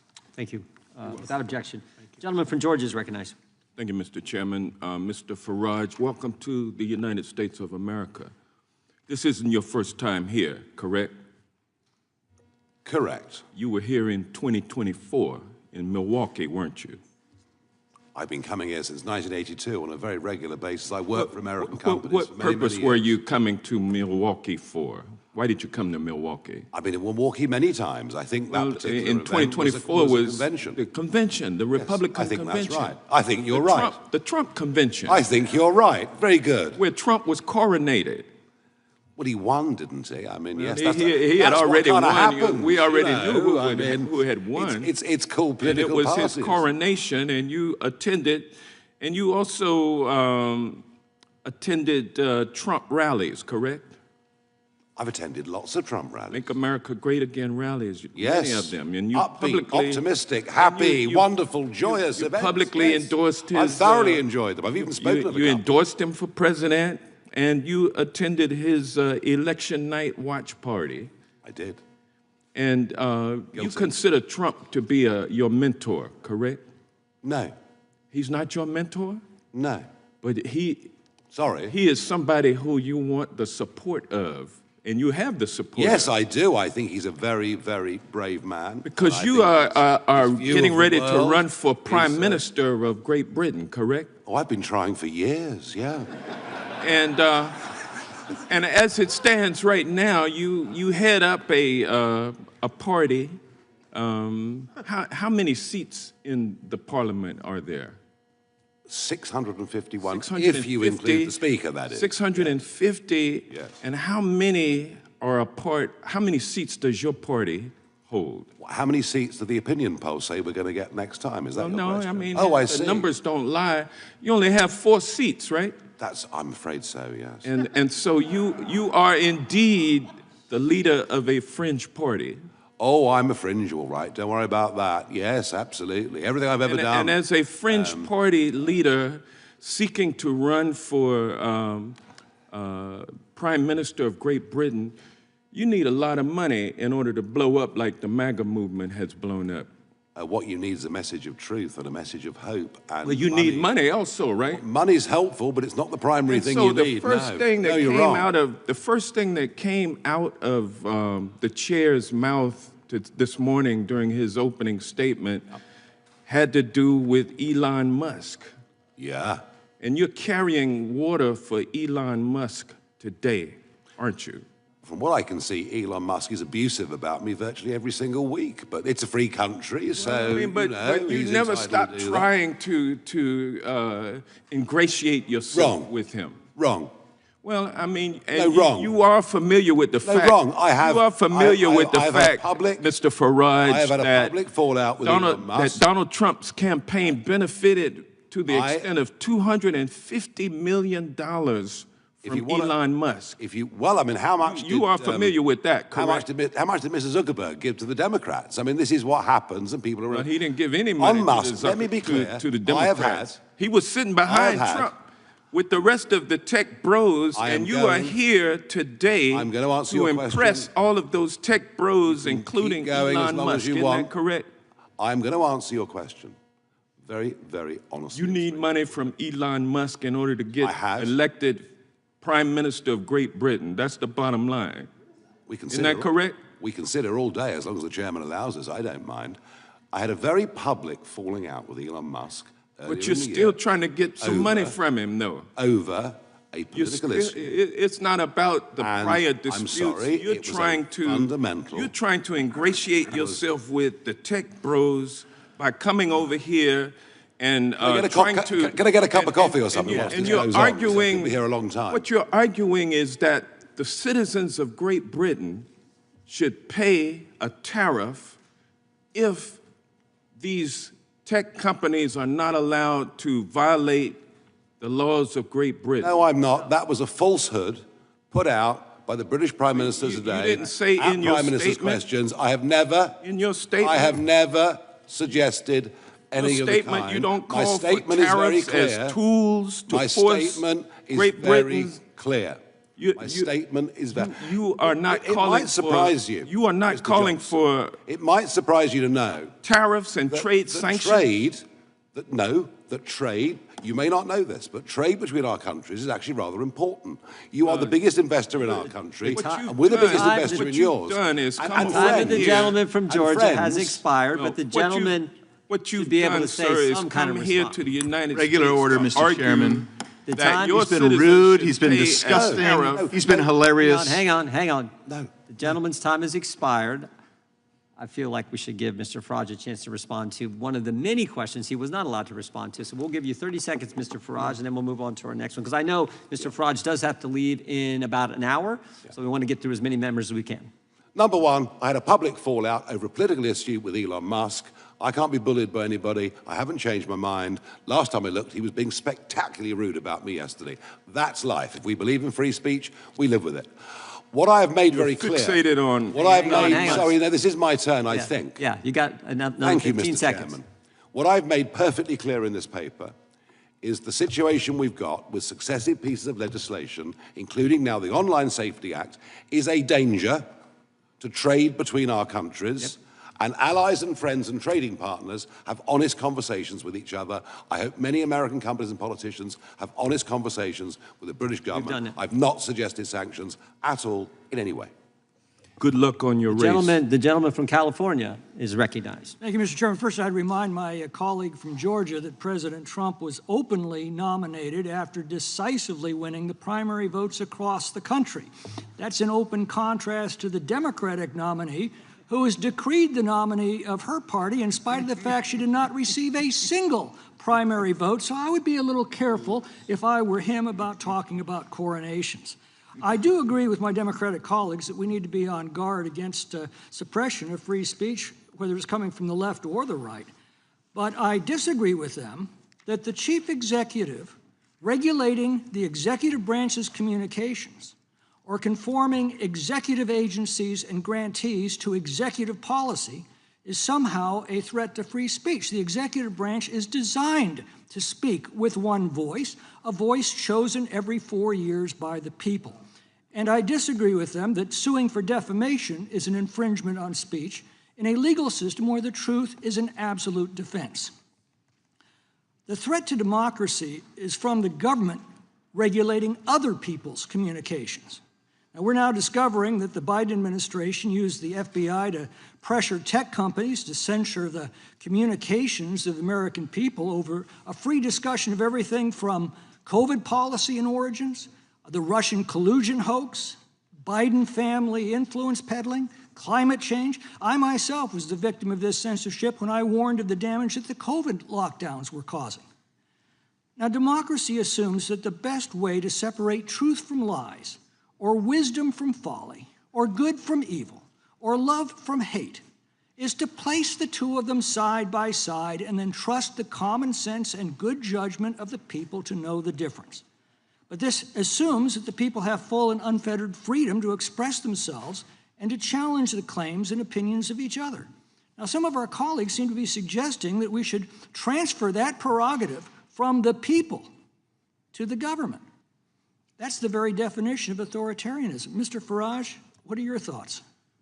Yeah, I agree with that. I think you know, we are, as citizens, we should be free to make our minds up, to express our opinions, to a large extent to make our own mistakes, provided, and we all know there's a limit to free speech. You know, the professor talked about incitement earlier, and of course, you know, we would be absolutely joined together on that. We don't want incitement, we don't accept incitement, and if people put out something irrational or insightful, but very quickly put their hands up and apologize and learn their lesson, that's kind of how the world is. I do not want government to be the arbiter of what I should think. We have a word for that. It's demos kratis, rule by the people. So yes, democracy. I'm with you on that. I also agree with you that COVID, I touched on this earlier, it was during COVID when rational debate about many important issues, be it mask wearing, be it lockdowns, rational debate on these things was frankly stamped out, and this was supported by big social media companies, many, not GB News obviously, but many TV stations, etc. It's a very dark period that we're coming out of. In this country, what we're discovering is that was being done under pressure by the FBI, directed by the executive branch of the government under Joe Biden. But just briefly, how did this happen to the UK and the EU, and what lessons should we be drawing here today? Well, we joined the EU half a century ago, or the EEC as it was then called. It was a huge mistake, in my opinion. We forgot about common law. the kind of law that you guys have always enjoyed too. We sort of gradually transferred to a European way of thinking. We incorporated a Human Rights Act, which kind of meant really that, as opposed to being born free, under a human rights regime, the state gives you your rights, for which you're supposed to be incredibly grateful, but they can take them away whenever they like. So we lost our bearings. The UK lost its way. It became obsessed about doing things the European way, countries, frankly, that don't have that history of liberty, freedom, and democracy that we do. Finally, what do you see as the shape of things to come? Are we going to regain these freedoms or lose them? Well, ultimately, the people have to get what they vote for. And one of the reasons that we are seeing an extraordinary political revolution that is happening in parts of Europe, and if you believe the polls, what is happening in the United Kingdom right now is we want a government that comes in and gets rid of all these laws and starts again. And starts on the basis, yes, we want to try and protect kids, and we will do whatever we can that is practical to protect kids from serious harm online. But we will get back to the idea that I could insult you, you could insult me, Mr. Raskin and I could have our chats, but we do it, in a spirit that's not insightful and in a way that honors those who built our great countries. Thank you. Gentleman yields back. Well done. The gentlelady from Washington is recognized. Thank you, Mr. Chairman. It wasn't too long ago that Democrats and Republicans on this committee together agreed to undertake a 16-month investigation into the anti-competitive practices of big tech companies. I represent many of them in Seattle, and proposed bipartisan legislation, which actually passed this committee, to restore fairness and competition for consumers and small businesses. That included the American Choice and Innovation Online Act, or ACOIA, which included similar common sense structural solutions to what the EU included in the Digital Markets Act. And it was a real recognition that these big tech companies are squelching competition and innovation, and that hurts consumers. It's a big turnaround then that suddenly the Republican majority wants to do something as absurd as use trade negotiations to help bolster big tech in Europe when EU has undertaken the very smart solutions that fight back against big tech monopolies and protect consumers and small businesses. Maybe it's linked to the fact that these big tech companies are now pouring money into Donald Trump's campaign funds. I don't know. Maybe it's because they're making all kinds of deals to screw consumers and preference giant corporations in exchange for campaign contributions and a 24-karat gold plaque to Donald Trump, like the CEO of Apple just recently did. It seems to me that the Republican Party has suddenly turned its back on small businesses, on competition, on innovation, and yes, even on free speech, which is apparently the topic of discussion today. In fact, one of our witnesses here claims to represent, one of the Republican witnesses claims to represent small and medium-sized app developers, but his organization gets more than half of its funding from Apple, the very giant corporation that those same small and medium-sized app developers are trying to fight. Make it make sense for me. Now we have this hearing centered around so-called free speech and so-called censorship, not here in America, but in Europe. Well, what about right here at home on U.S. soil, the censorship by the Trump administration, the Republican Party, on anything that they don't agree with? Let's just take a recent example. Ramesa Ozturk, a PhD student at Tufts University, wrote an op-ed in the student newspaper calling for the university to divest from Israel. It was a simple exercise of her First Amendment free speech rights. She committed no crime, she didn't bully or harass anyone, she didn't incite violence towards anyone. Action was totally peaceful. And yet, what happened? In March, the Trump administration revoked her student visa, sent masked men to kidnap and disappear her, forcing her into an unmarked car, and detained her for 45 days. Professor Kaye, how does this kind of abuse, utilizing the immigration system, in this case for now, can extend to U.S. citizens, to green card holders, to anyone else, how does this hinder the free speech rights of all Americans? Well, we've seen already that American citizens have been caught in the enforcement of immigration laws over the last, and outside of the immigration laws over the last several months. But I think we can look at it from two perspectives. I mean, one is it's a clear violation of a student's free speech right, as you just explained it, when they're detained and set up for deportation solely because of an op-ed that they wrote. But it's also an intimidation for anybody who would write anything further. Anybody who's in that same kind of visa situation now is not going to be writing that op-ed. And that's not just a harm to them. That's not just chilling their speech. That's also a harm to all of us who would benefit from hearing those kinds of views. In fact, right now, the Trump administration is reviewing all social media of visa applicants to see if they've posted any anti-Trump or pro-Palestinian sentiments. How does that affect our free speech rights? Well, it's the same answer. It's a deterioration of our public debate in this country. It's exactly this kind of, I think that Mr. McClintock had said before, putting side by side different ideas. And that's an interference with that. So quickly, another example. In June, a Spanish-language reporter named Mario Guevara was live streaming a gathering of Americans protesting against Trump's immigration policy. The police arrested him on bogus misdemeanor charges that were later dropped. A few days later, he was detained by ICE. Now we've got a government that arrests a student for writing an op-ed, filters the speech of visitors, and arrests a journalist for covering a protest. How does that compare to free speech practices of other countries? Well, it does compare with authoritarians who regularly use law enforcement in order to transform journalism into a crime. This is a major global censorship problem, and we're seeing it in Georgia.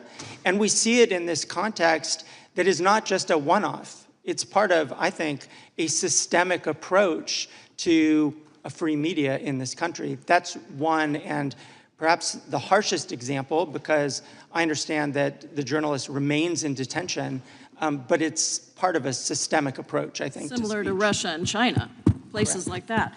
Mr. Chairman, I yield back. I have some unanimous consent requests. Do you want to go now, or do you? Yeah. All right, go ahead. Thank you. I ask for unanimous consent to enter into the record a letter from the Open Markets Institute. Without objection. Another one, a letter from the Tech Freedom Association raising concerns with the FTC's inquiry on censorship. Without objection. And a final one from I think it's the App Association, and it's titled, "Apple is top funder of lobby group that says it represents small developers." Yeah. Without objection. If I could. I'm sorry, Mr. Chairman, I have one more here. Okay, go right ahead. This is an article entitled, "The False Choice Between Digital Regulation and Innovation." Without objection. Thank you, I yield back. Quickly, Mr. Reed, is your association fighting Apple? Pardon me? Is your association fighting Apple? Fighting Apple? Fighting Apple?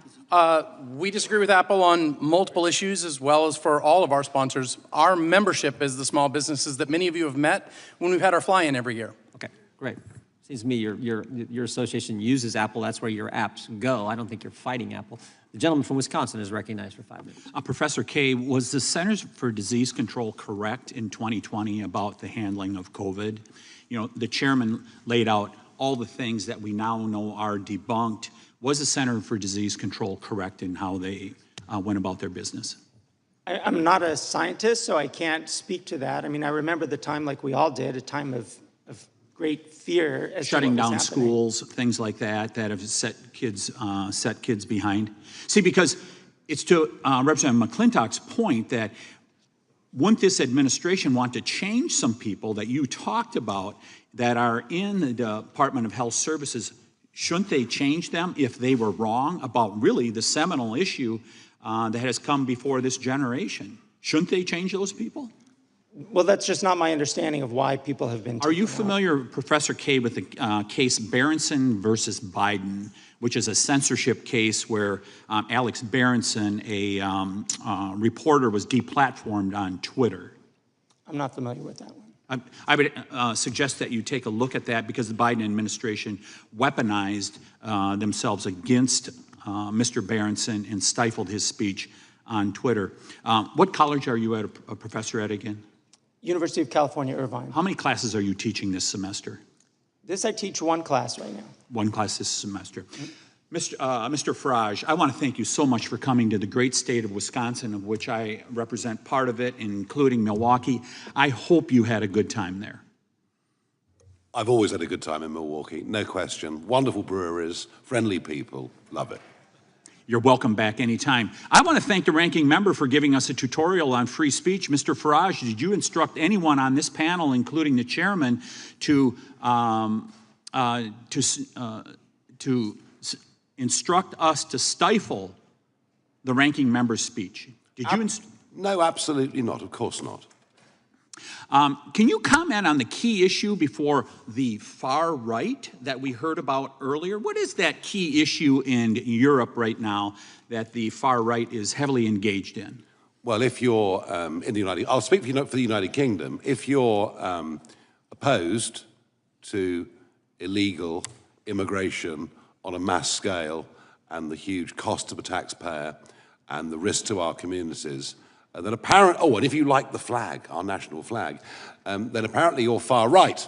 So that illegal immigration issue that was very informative to the election in 2024 in America, the same thing is happening in Europe? Is that accurate? It's a very similar argument in many, many ways, and therefore the definition of far right, I think, now applies to about 2/3 of the British population. So I think about someone who's very famous from your country, Ms. J.K. Rowling, who wrote one of the finest series of books, the Harry Potter series, that has ever been in print, who I believe is self-defined as a liberal, as we call them in America.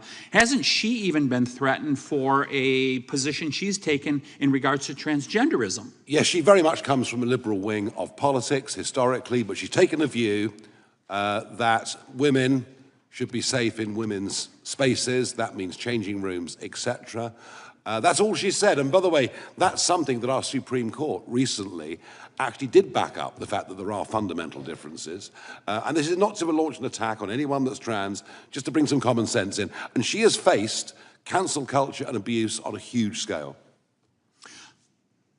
I would just, one other comment in regards to the ranking member's opening statement.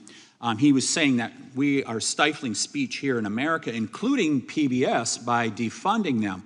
I would suggest that the ranking member look at the news that came out in the past week. It is very good news for PBS, where the Ford Foundation and other foundations have said they're going to put in tens of millions, if not hundreds of millions of dollars, to make sure that they stay on the air. Protecting the American taxpayer, I think that is a great thing that we were able to do with the One Big Beautiful Bill. Final question for Mr. Price. How is the problem going to be fixed, and can America help? Yes, America can help. The spotlight that has already been shone on the problem by the administration, by the amazing work that this committee is doing here, is hugely welcome by those of us who support the human right to free speech.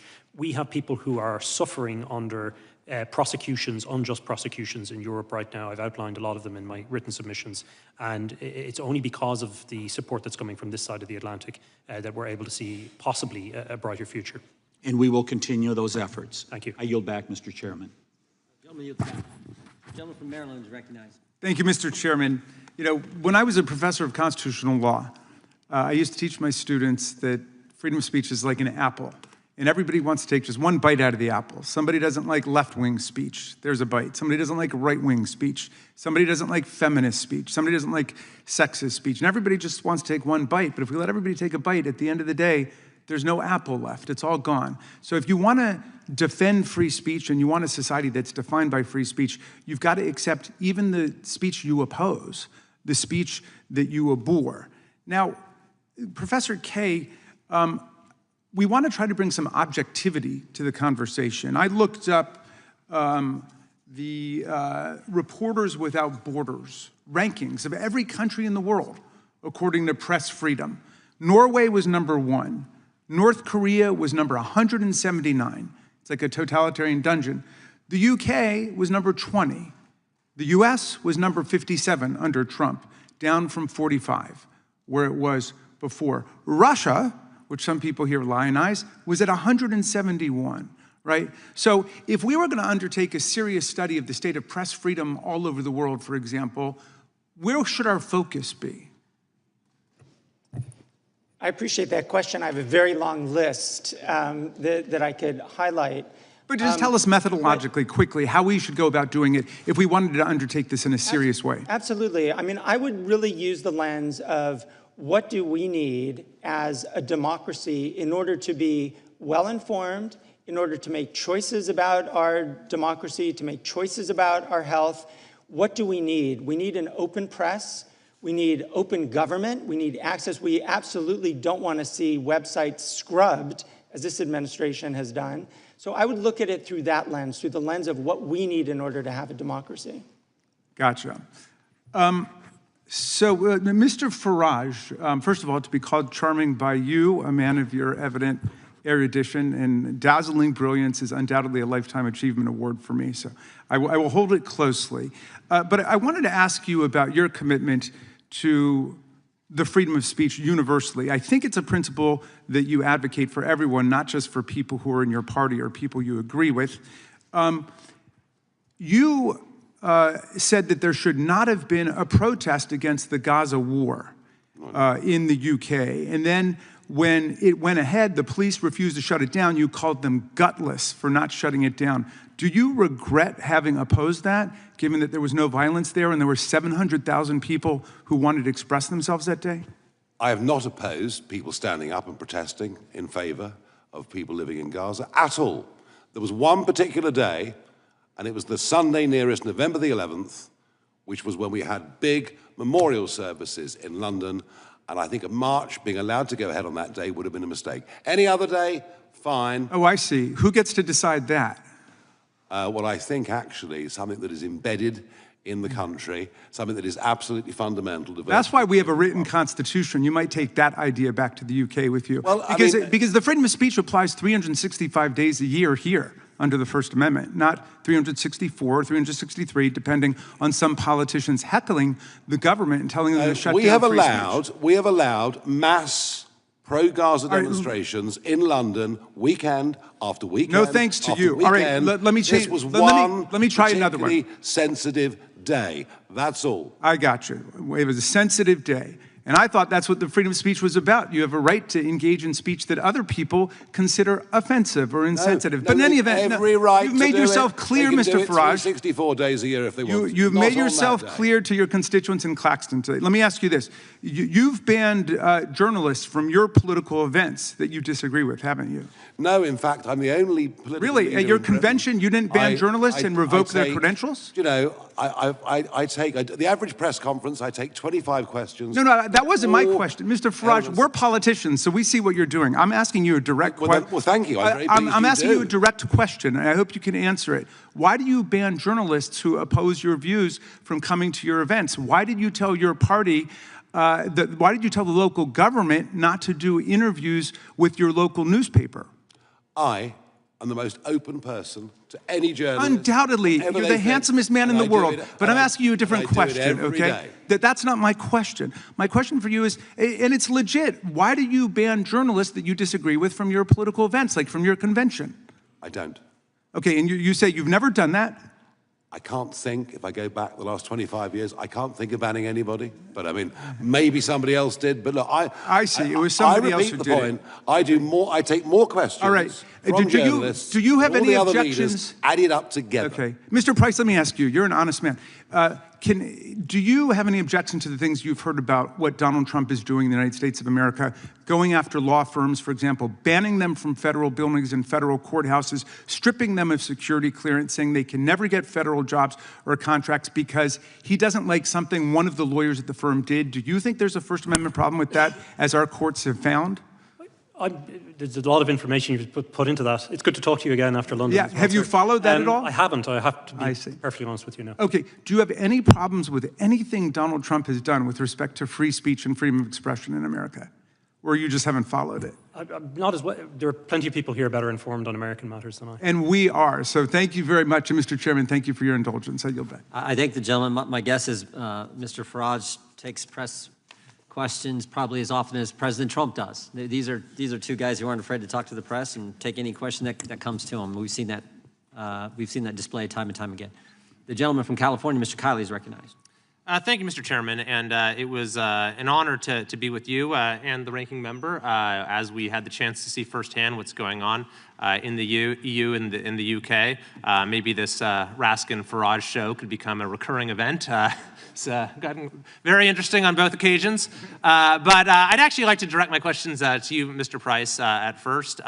It's good to see you again. I think that those of us on the trip were really alarmed by the ways in which the tide is turning against free speech in the UK and the EU. And I think that there actually was quite a bit of bipartisan agreement among the members of our delegation on a number of these issues.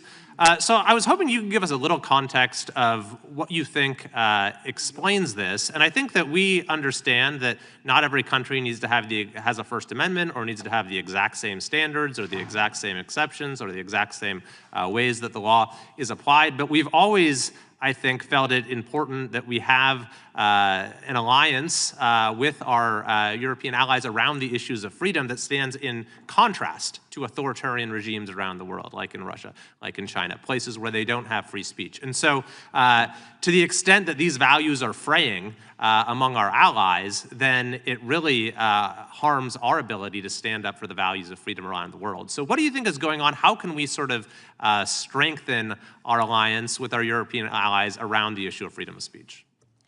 Thank you, sir. Well, what we've seen, sadly, over many decades, and it's accelerating, has been a consistent use of overbroad, vague laws to crack down on speech that's regarded as provocative or unorthodox. And I can give you, and I have given examples of the clients that I'm involved in representing, where they've been simply speaking about their faith publicly or where they've been offering to talk to people. So things have reached a crisis point, though, and this is why I think it's important that Vice President Vance and the administration have intervened. And one thing I would say, without divulging any contents of conversations, but Representative Raskin and I had quite a good conversation about just how bad things had become in Europe. And I agree with you. I think there is a bipartisan realization, certainly on this committee, and I commend the work that it's doing, about the nature of the problem in Europe. With the DSA, though, we find then the European Union stepping into speech, regulating it, and bringing that restrictive model global. And this is where I think really the work that's been happening here is crucial, because we can't allow that to happen, because we're going back to COVID-style censorship all over again. Thank you. And of course, it's doubly concerning when this actually implicates the free speech rights of Americans. But I would hope that moving forward, we can try to work with our counterparts in Europe to try to get back to having these shared values around freedom of speech, and we don't continue to see a divergence. Mr. Reed, I also wanted to ask you about the DMA, because I know you represent smaller app developers, but we also spoke with folks who represent Apple and Facebook and others, and it's a matter of public record the way that these companies are now sort of uniquely targeted under this law and the similar law in the UK. And honestly, it caused me to sort of see some of the ongoing negotiations around tariffs and other issues through a somewhat different lens, because the way that American companies are being targeted with the DMA really is a tax or imposes or is a direct transfer of wealth from our country overseas. And these are some of the sort of non-tariff barriers that American countries are now facing. So could you give me your perspective on that and the DMA more broadly? Right. It's ironic that, as you say, it's a non-tariff trade barrier, but the ultimate biggest loser is usually the smaller and medium-sized companies. Earlier, we heard a member of this committee just talk about bills here in the United States. The irony of those who supported those bills were also billionaire companies. We joked about the fact that it was the trillionaires versus the billionaires who went to war. And the problem when that happens, if any of you run a small business, is the small guy gets crushed. And what's happening with the DMA in Europe is their desire to put pressure on the US companies means that there are fewer services, fewer features, and less trust are available for the smaller businesses to take advantage of. And that's how we get crushed, and that ends up being as you say, a non-tariff trade barrier, because it puts the very companies that could compete with these giants at a disadvantage when they have to meet those new tests. Thank you. And I think that this is going to be an important issue for us to remain focused on as to how we can alleviate these barriers that our companies are facing that honestly are hindering innovation in Europe as well. I yield back. Yield back to the chair. Real clear on the most recent situation. Maybe I'll direct this to Mr. Farage. So Graham Lineman is an Irish citizen who posted something while in America and then gets arrested when he goes to the UK for some, quote, offensive post online. Is that accurate? That is absolutely right. Yeah, that's where this is all headed. That's exactly where this is all headed. The gentleman from California who accompanied us on the trip, when we were so glad that he did, is recognized for 5 minutes. Thank you, Mr. Chair, and I also appreciate being invited on a trip and spending time with you and our ranking member, Raskin. Very informative. Interesting looking at the DMA, winners and losers, unintended consequences. According to a recent report commissioned by the EC, the future of European competitiveness, only 4 of the 50 top tech firms in the world are actually in Europe. As a Californian, I found it very interesting that a lot of the European entrepreneurs move out of Europe, move to the US, specifically California, to grow, and then possibly move back to Europe. I'm a Californian, so the health and welfare, the interests of California firms is interest to me. And seeing hundreds of millions of dollars in fines under DMA's nebulous violations being levied against California firms, money that could be best spent on R&D in many ways, is very bothersome. I care about encouraging California entrepreneurs. We have the most successful entrepreneurs in the world today, yet they are essentially being targeted by the EU and other foreign regulations. California, this money is better, again, invested in creating jobs in California. And by the way, a lot of these firms that are actually being fined actually pay taxes in California. Today, California recently passed up Japan to become the 4th largest economy in the world. California is the number 1 producer of ag products in the world, number 1 in terms of venture capital in the US, number 1 manufacturer. We pay $100 billion more to the US federal government than we get back on an annual basis. So despite all the challenges we have in California, we actually know how to do it right. And surprisingly, our workforce, visa holders from other countries, workforce, undocumented workers from around the world that actually harvest their crops. Manufacturing, we are the top manufacturer in the United States in terms of state. A lot of undocumented workers there. So California, we actually can manage pretty well. The best managed state, I would argue, in the union. So Mr. Reed, I'm gonna ask you, given your association with these small firms, how is the DMA affecting our California firms as they try to grow in the European Union? The ex-ante regulation creates barriers of entry. What do you mean by ex-ante? Explain that to me. In simple terms, it means that the European Union is determining the behavior before the bad act has happened.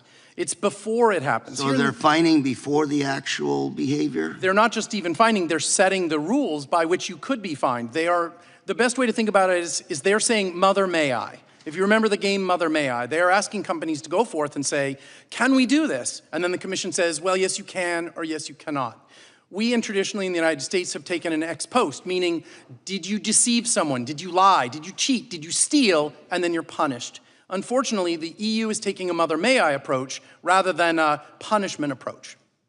And that harms California businesses because it makes it a lot harder to get in the door. Mr. Price, you're from Irvine. Sorry. Yes? Mr. Price? Yes.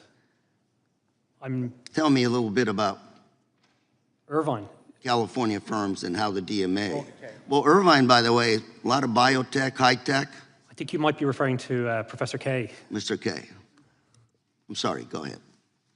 Mr. Kay, Irvine. Yes.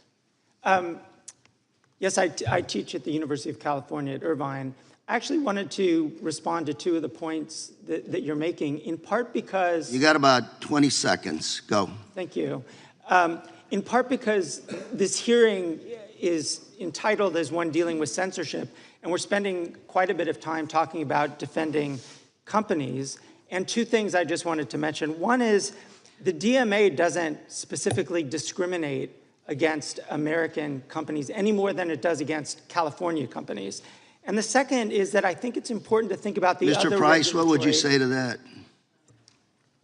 In relation to discrimination, yes, they've designed the rules in such a way that they almost perfectly encompass American companies, particularly under the DSA. So if you're setting the rules and they just happen to throw a net over a particular target group, I think you can legitimately infer from that that that was the intention.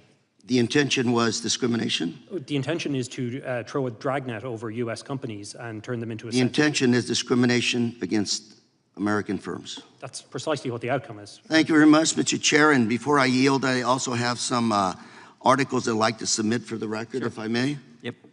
Letter by Chairman Fitzgerald and myself to President Trump, dated April 9th of this year, outlining our concerns with the Digital Marketing Act. Second, report by European Commission, dated September 24th, the future of European competitiveness, which is failing to translate into innovation. Third article, statement by the Chamber of Progress, dated February 10th, how Digital Markets Act has become Europeans' digital curtain. Number 4, article by the Information and Technology Foundation, dated June 30th, 6 ways the DMA is backfiring on Europe. 5th, article Washington Examiner, July 28th, EU regulations impose heavy costs on U.S. companies. Finally, article in the Journal, Wall Street, the tech industry is huge and Europe's share of it is very small. Thank you, sir. Without objection, thank you. Gentleman yields back. Gentleman from Texas, recognized. Thank the chairman. I thank you for holding this hearing. I thank the witnesses. Mr. Price, you referenced Päivi Räsänen earlier, correct? Yes, sir. Can you just real quick, in like 30 seconds, give the quick summary of what the facts are behind that issue with respect to why she is facing prosecution despite having served in Parliament and I believe as a minister in the government? That's correct, sir. Over 5 years ago, she posted a tweet with a verse from Scripture, and in that tweet, she objected to her church, the Finnish Evangelical Lutheran Church, using church funds to fund the Helsinki Pride Parade. And for that, then, criminal proceedings were launched against her. And she's been dealing with that for 4 to 5 years, correct? That's correct, sir. Her case is before the Supreme Court at the end of October. Facing jail time. Facing significant fines. And for having expressed her faith with respect to issues involving marriage in the context of a Bible verse, correct? That's correct, sir. And so now we've got, as the chairman illuminated a moment ago, we've got this issue involving Graham Linehan, who here in the United States made a joke and then is arrested in the UK, correct? Yes, he's being arrested, or he was arrested for comments that he posted while here. And that's correct, Mr. Farage, you agree? It is.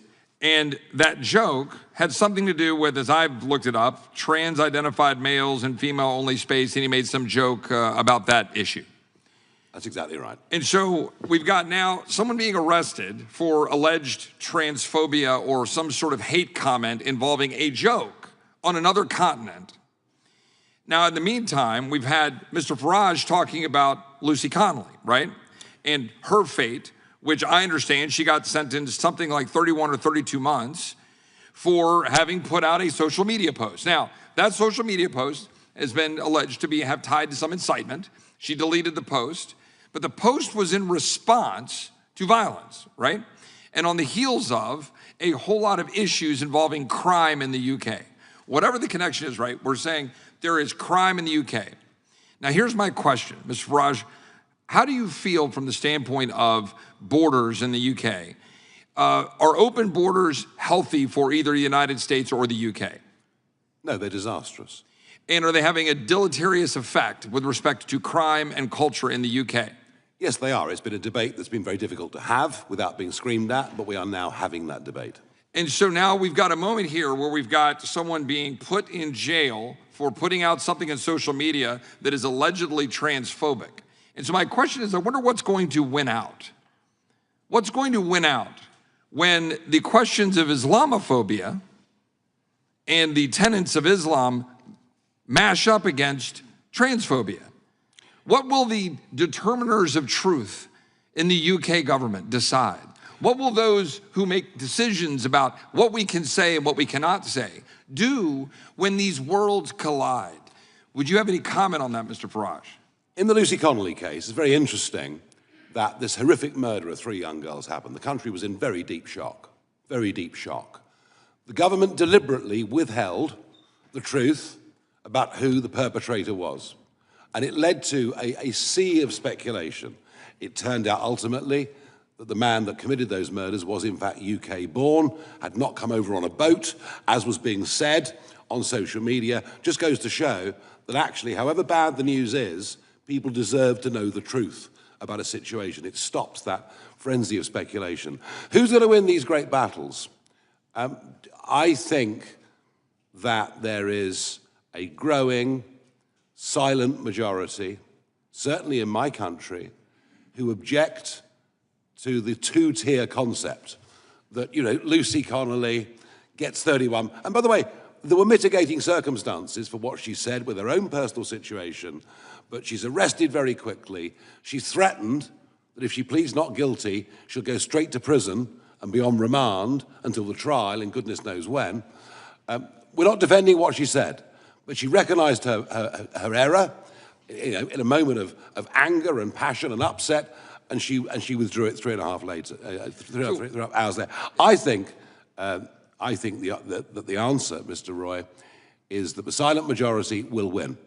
The silent majority will win, good will triumph over bad, and common sense will be returned. It won't happen quickly. It won't happen quickly. As I've already outlined, there is coming down the tracks an Islamophobia law, which would divide speech even more widely than it is now. But in the end, common sense, decency will win. Is Sharia law consistent with Western values? No. Thank you. I yield back. Gentleman yields back. The gentleman from Florida is recognized. Thank you, Mr. Chairman. Mr. Farage, thanks for being here, coming across the pond. I'm sorry to hear you're leaving the hearing early. Well, it's not a question of leaving the hearing early, but I do have other things to do. Yes. Oh, where are you going? I'm so sorry about that. That's okay. Where are you going? It's not lunch, I promise you. It's not lunch. You're not going to have lunch. I don't think so, no. No lunch. Sad, isn't You're it? meeting with the president? I can't remember what the schedule is. It's possible. You can't remember if you're meeting with the president. I'm being very polite, and I'm not going to tell you what I'm doing this afternoon, but I can assure you that... But there's the free speech hearing. You're not going to tell me what you're doing this afternoon? Free speech is one thing. Discretion's quite another, too. Okay. All right, so you're leaving to have lunch with the president. So, Mr. Farage, I have a question. Have you heard about the Epstein thing that's going on here? I have. You have? What do you think about it? I'm not going to give comment on anything happening in America. I'm here as a witness. Perfect. I'm here as a witness. I'm here as a witness for what is happening in the United Kingdom and in the European Perfect. continent. Let me just go through it. So it's been 9 months, right, since we've been meeting in these hearings. We've not had Pam Bondi here, even though we have jurisdiction over the Department of Justice, not Dan Bongino. The gentleman yield. Not Kash Patel. I will 100%. We'll go back and forth. Let me just do my thing. Okay. Well, I'm just going to correct. Kash Patel's coming in 2. I'll give you an extra 10 seconds. Kash Patel, the director of FBI, is coming in 2 weeks, and the Attorney General's coming in 4 weeks. Fantastic. But still, we're not doing that this week. The week we're having votes on the Epstein thing. So, you know, Pam Bondi gives the influencers, these Republican influencers, a binder. It says Part 1 of the Epstein files. No one of you saw it. It was quite spectacular. The Attorney General then says the Epstein list is on her desk. Then DOJ issues a memo, says there is no list. Then, you have any questions about any of that? We've had no hearings on any of that at all. That, the list is on my desk, then there is no list. Then we gave binders to Republican influencers. This committee's had no questions on any of how that transpired at the Department of Justice. Then hold on. Well, it sounds like you're going to in the next few weeks. So that's a jolly good thing. Mr. Farage, we can talk soon, but not yet. Okay. Right. So, then the president comes out and says the whole thing's a hoax. He blasts his own base. He blames Barack Obama. I mean, he hasn't been president for a very long time. Republicans then in committee vote against the release in the Rules Committee. Then Republicans refuse to go back in the Rules Committee because they're getting blasted for their vote, getting crushed by their own base. Congress leaves a day early. Then the administration sends the Deputy Attorney General to meet with Maxwell in jail. He happens to be Trump's former personal attorney. She says something favorable about the president. Miraculously, she gets transferred to a minimum security prison. The president starts talking about how he has the right to pardon her if he wanted to. The leaks to the Wall Street Journal then stop. We come back from break. We have the Massey petition. Comer does a document dump where 97% of these documents are already public. How long has he had those documents? Why hasn't he released them for the last 6 weeks? Does it the day of the vote. Then Republicans drop a non-binding resolution trying to kill the Massey discharge petition. The White House said passing the Massey discharge petition is a hostile act. Wow. That's a lot of distraction and deflection and misinformation. Wait, passing a discharge petition to release the Epstein files, the White House said would be a hostile act. Nope, we have no questions about that. But why? Why is it that we're spending so much political capital to keep this list from coming out? You think the list should come out? You think we should know the people who dealt with Mr. Epstein, Mr. Farage? I thought I was coming to a hearing on free speech, not process. Oh, well, listen, but here's the And good... That sounds like you're discussing process. No. Do you think the list should come out? I have no opinion on it. I don't know at all. So we have victims that were sexually abused by potentially people in power, and we don't know who's on the list. I'm very happy. Hold on, Mr. Farage. We don't know who's on the list. We don't know who's on the list. We don't know if the president is or is not. I'm not going to say he is or isn't. I'm just going to say these are weird behaviors. We don't know that there aren't other people in Congress that are on the list. Right? We have no idea. Do you think the list should come out? You think people in power should be held to account for these victims who have been sexually abused and assaulted? You think the list should come out? I think that I'm very happy to come to a different hearing where you talk about legal process. Okay. Will the gentleman yield for a quick question? I will. Were you aware that he has already called for the Epstein file to be released? It has been reported that he has called for it to be released. Oh, yeah, right here, just to refresh your memory. Yeah, but I happen to have this. But that's not How what random. But that is not. Look, you can ask me if you like about Do you agree social with security yourself? policy. Do you agree with yourself? We are here to discuss free speech. Hold on, it's awkward for your lunch after this? Do you agree with yourself? No, it isn't at all. Okay. Mr. Chairman, I'm just curious. This committee has jurisdiction over the Department of Justice. Yeah. Why have we allowed Comer to cover this up for the last couple of months? As I said, why is this committee not I taking said 6 weeks jurisdiction? ago that we will have the FBI director in, we will have the attorney general in, and we are doing that in 2 weeks. You can go through that whole list. That whole list, you can do whatever you want to do with. I got lots of questions for the FBI director, including the whistleblower who came forward and told him that Adam Schiff leaked classified information. I want to ask him about that as well as the issues you all want to ask him about. That's why he's coming, so we can ask all these questions and follow the process, as Mr. Farage just talked about. Mr. The Chairman, gentleman from Virginia. unanimous consent. Unanimous consent? I'd like to enter the political article into the record that Mr. Farage said the Epstein file should be released. Without objection. The gentleman from Virginia is recognized. I thank the chairman. I want to talk about censorship tools that are being used by Europe and protectionist measures that have major consequences for U.S. companies and free expression worldwide. I'm glad to have you all here to get your views on those issues. Mr. Farage, you've called the Online Safety Act a borderline dystopian censorship regime, and many agree, including myself, that the law badly overreaches. One of the most serious criticisms is that it empowers Ofcom to undermine encryption and open the door to not just government surveillance of posts online and public statements, but private messages, raising alarms not just in the UK, but beyond UK borders. Vice President J.D. Vance has warned this could threaten Americans' privacy as well. Do you recognize that this is not just a domestic issue for the UK, but a global one? And if you become Prime Minister, what assurances would you give allies that the UK will not undermine end-to-end privacy standards? You have my absolute word that a reform government will repeal the Online Safety Act and will go right back, actually, to legislation back to 2010, under which these whole concepts of hate speech have begun to be interpreted in UK law, and we will do that. Do we want to protect kids? This is the big question. Yes, we do. We need to find means, we need to find ways. I half suggested earlier that hardware could be part of the solution, but yes, we want to protect, to encourage and let free speech flourish. You've said Reform UK has access to some of the best tech minds to design alternatives. How do you propose to balance protecting children without scanning private messages or weakening encryption? I think, well, as I said, look, I don't have all the answers to this, but the British Prime Minister says he has got the answers to this. Well, if it's about protecting kids, why does the legislation give Ofcom the most extraordinary and frankly arbitrary powers? And why is there the establishment under the Act of an elite police force unit to monitor what is said online? So, you know, it's far better to be honest and say we don't have the perfect solutions than to pretend we have with legislation that is a sledgehammer that misses the nut. Thank you. Mr. Price, the EU's Digital Services Act imposes liability for so-called systemic risks. How does that chill religious or political speech, and do you see conflicts with First Amendment principles? Yeah, that's correct. The systemic risk provision, I think, constitutes a form of content moderation that they're misrepresenting, frankly, in their letters to you. And where the systemic risk provisions talk about, in fact, damage to what they call civil discourse. And we've already seen prosecutions, including clients of ours, who have been prosecuted for, among other things, praying silently, discussing the differences between Christianity and Islam, tweeting a verse from the Bible. So if these constitute systemic risks to civil discourse, the EU has the power in terms of this content moderation provision to step in.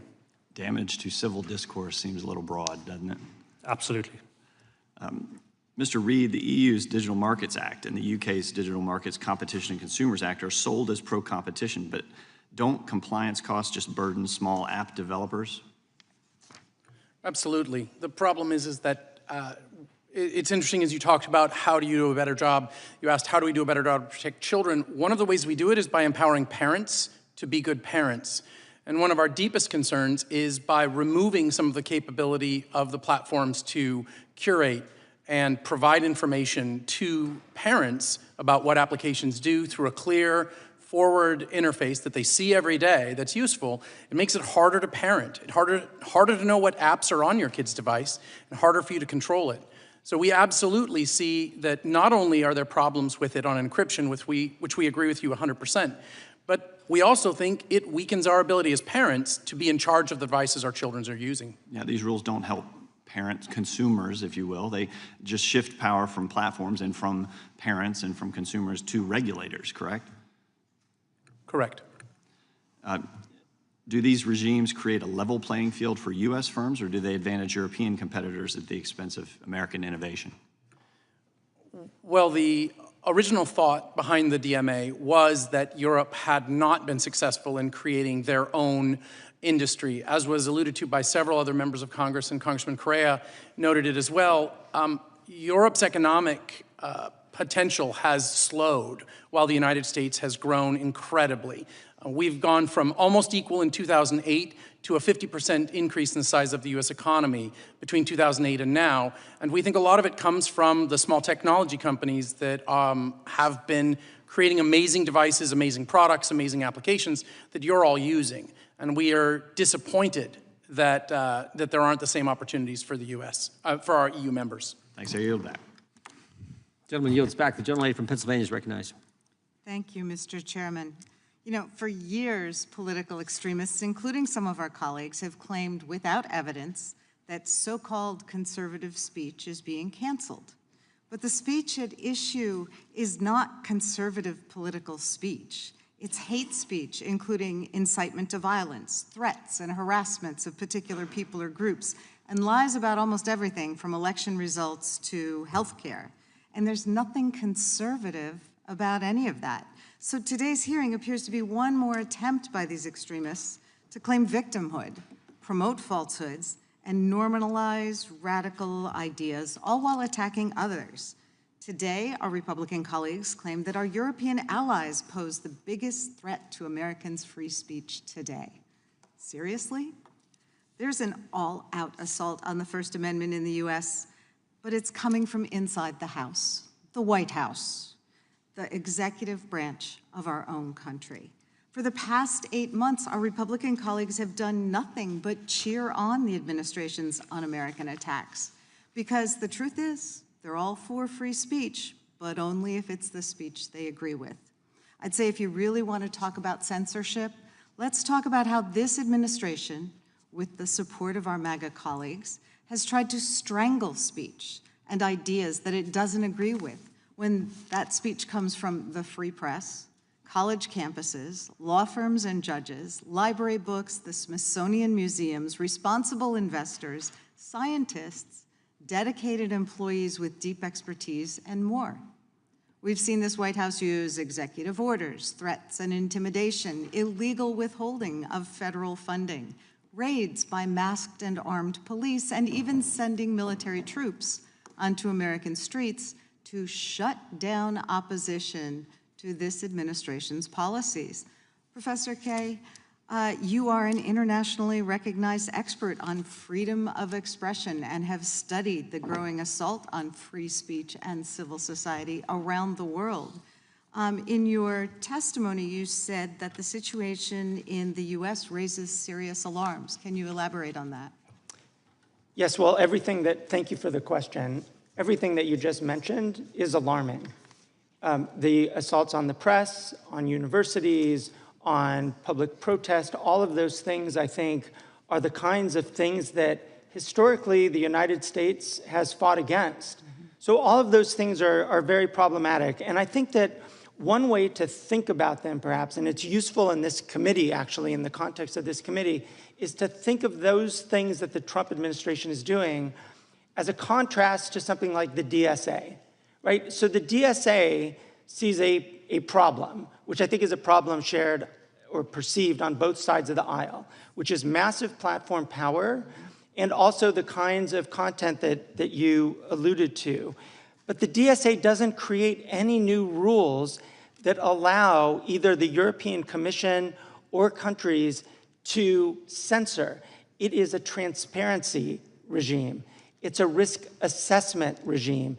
It's actually researcher access. It's actually a tool to give us information about what's happening online. That's in just sharp contrast to the kind of issues that we're seeing in this country, which are very much focused on criticism and content. Yeah, I think my colleague, Ms. Jayapal, talked about the fact that we had a very robust investigation of big tech in prior Congresses, which has kind of been shut down by a new alliance between big tech and the Republican Party. But it is about dealing with the real issues and the very real power that these big tech platforms have and trying to provide tools for ordinary citizens to fight back against disinformation or harmful content. Can you talk a little bit about that? Yeah, absolutely. I mean, if you think about one tool that the DSA offers, it's this assurance that individuals will be able to challenge, to appeal content moderation decisions. That is not something that is allowed or mandated by law in the United States. One other thing just to mention in this connection, I think Mr. Farage mentioned, and it's really just to highlight how hard some of these questions might be. Mr. Farage has suggested the possibility that hardware could be part of a solution to deal with children's access to harmful information. I think there's something possibly there, but it's another form of censorship. I think we should just recognize that restrictions are on the table in the United States, in the UK, elsewhere. I think the Europeans have adopted an approach that makes quite a bit of sense. Trying to get to as many members as possible. The gentlelady's time has expired. The gentleman from New Jersey is recognized. Mr. Frost has to leave in a few minutes, so we want to get as many members as possible. Thank you. Thank you, Mr. Chairman. Just before I begin, to my friend, he's not here now, Mr. Moskowitz from Florida, there's kind of an old trick in debating. When you're losing the debate on the issue, you change the issue. This is not about Epstein. It has nothing to do with that. And as the chairman so correctly said, the Attorney General is going to be here, the FBI Director is going to be here, and we can talk about it till the cows come home. Second thing is, I believe it was you, Mr. Farage, that said COVID changed our world.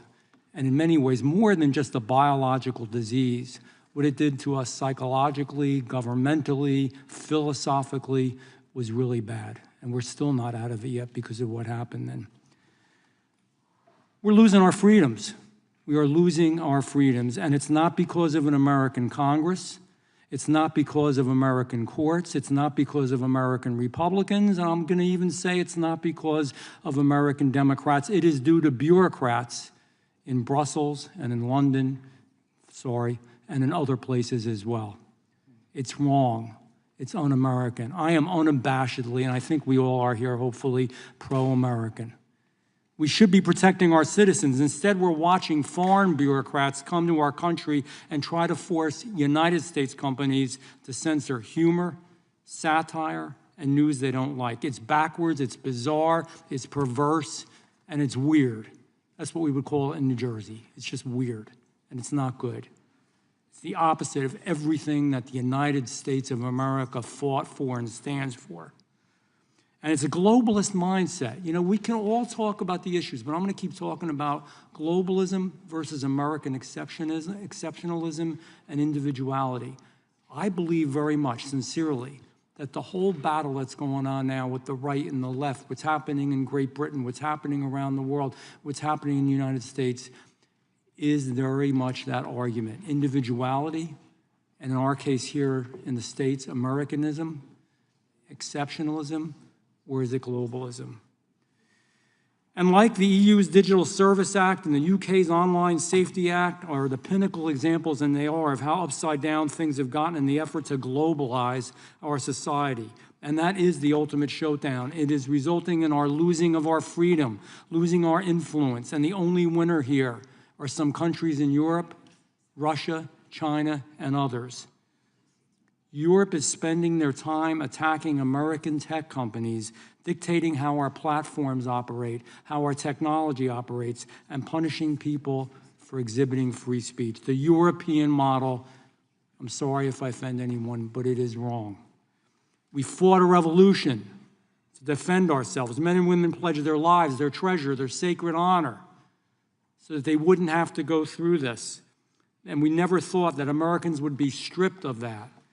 That's why this moment is so serious. It's more serious than most Americans and people realize right now. And you know, for generations, we thought if we were ever attacked, it was going to be a nuclear holocaust. We thought it was going to be the domino theory. We thought it was going to be world wars. We thought it was so many things.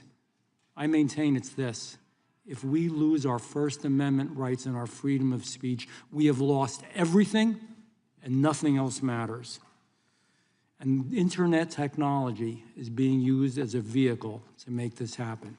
So I have a question for Mr. Farage and Mr. Price. This hearing is really good, and I'm sure we're going to have some other hearings.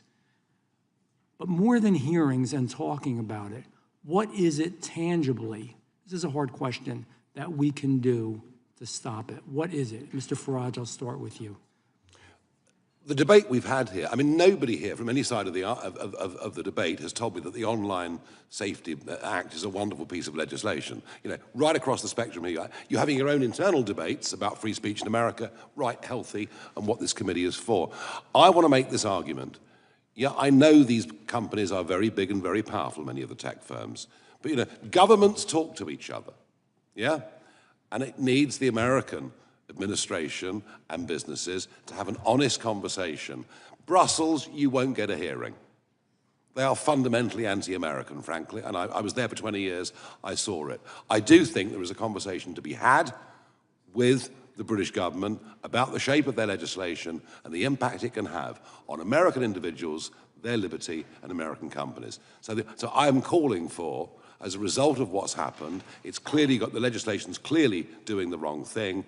I think it is cause for proper intergovernmental debate. I hope that we have it. And by the way, we have censorship in America. Watch ABC, NBC, and CBS. I'm at the meetings. I'm at a discussion. I see and hear what happens. I watch, my wife has Channel 6 on, which drives me nuts at home, and it has nothing to do with the damn stuff that actually happened. And that's the truth. We have it already, and I pray to God we don't lose America. Mr. Chairman, indulgence, and I'll shut up. Mr. Price didn't get a chance. Quickly.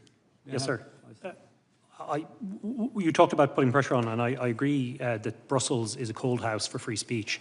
But a lot of the regulations actually happening in my own country, in Ireland, in Dublin, where a lot of the tech companies are headquartered, their European headquarters.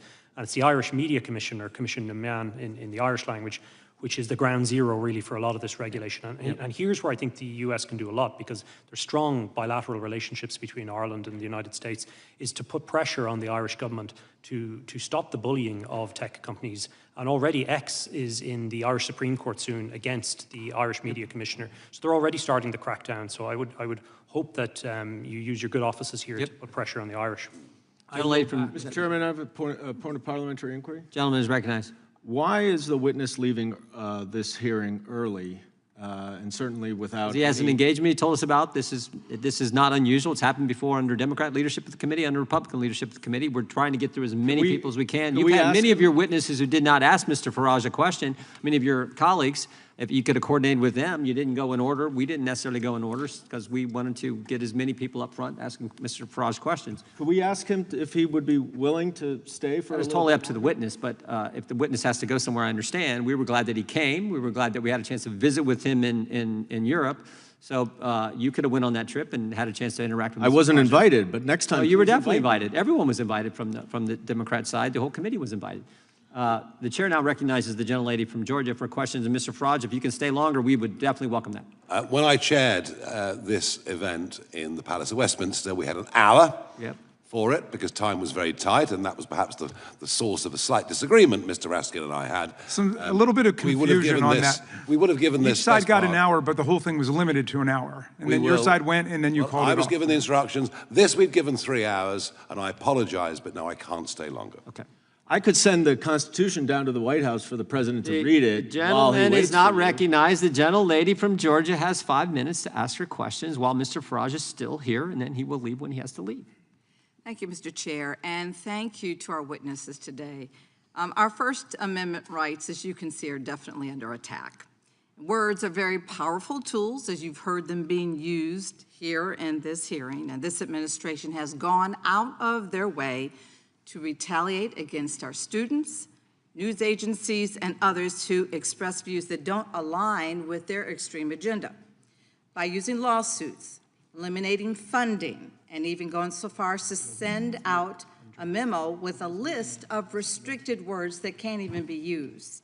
The actions of this administration have been ruled against in court time and time again by judges from both parties on a basis of abusing our constitutional rights. From freezing funding for colleges because they do not bend to this administration's will, to removing programs that are designed to expand student understanding and access in education, which I'd like to add, increases future opportunities for our Republican constituents as well, and using federal investigation powers to retaliate. We are watching the First Amendment be manipulated in ways that this nation hoped that they would never see. Hear it from the judges who have ruled against government bullies who attempt to violate the rights of the American people. U.S. District Judge Suknanim found First Amendment violations in the government investigation into media matters, which she stated is likely to succeed in its claim that the FTC was using this investigation as a retaliation against the watchdog group for claims against a prominent Trump supporter. A clear violation of First Amendment protections, and the cases, they just go on and on and on.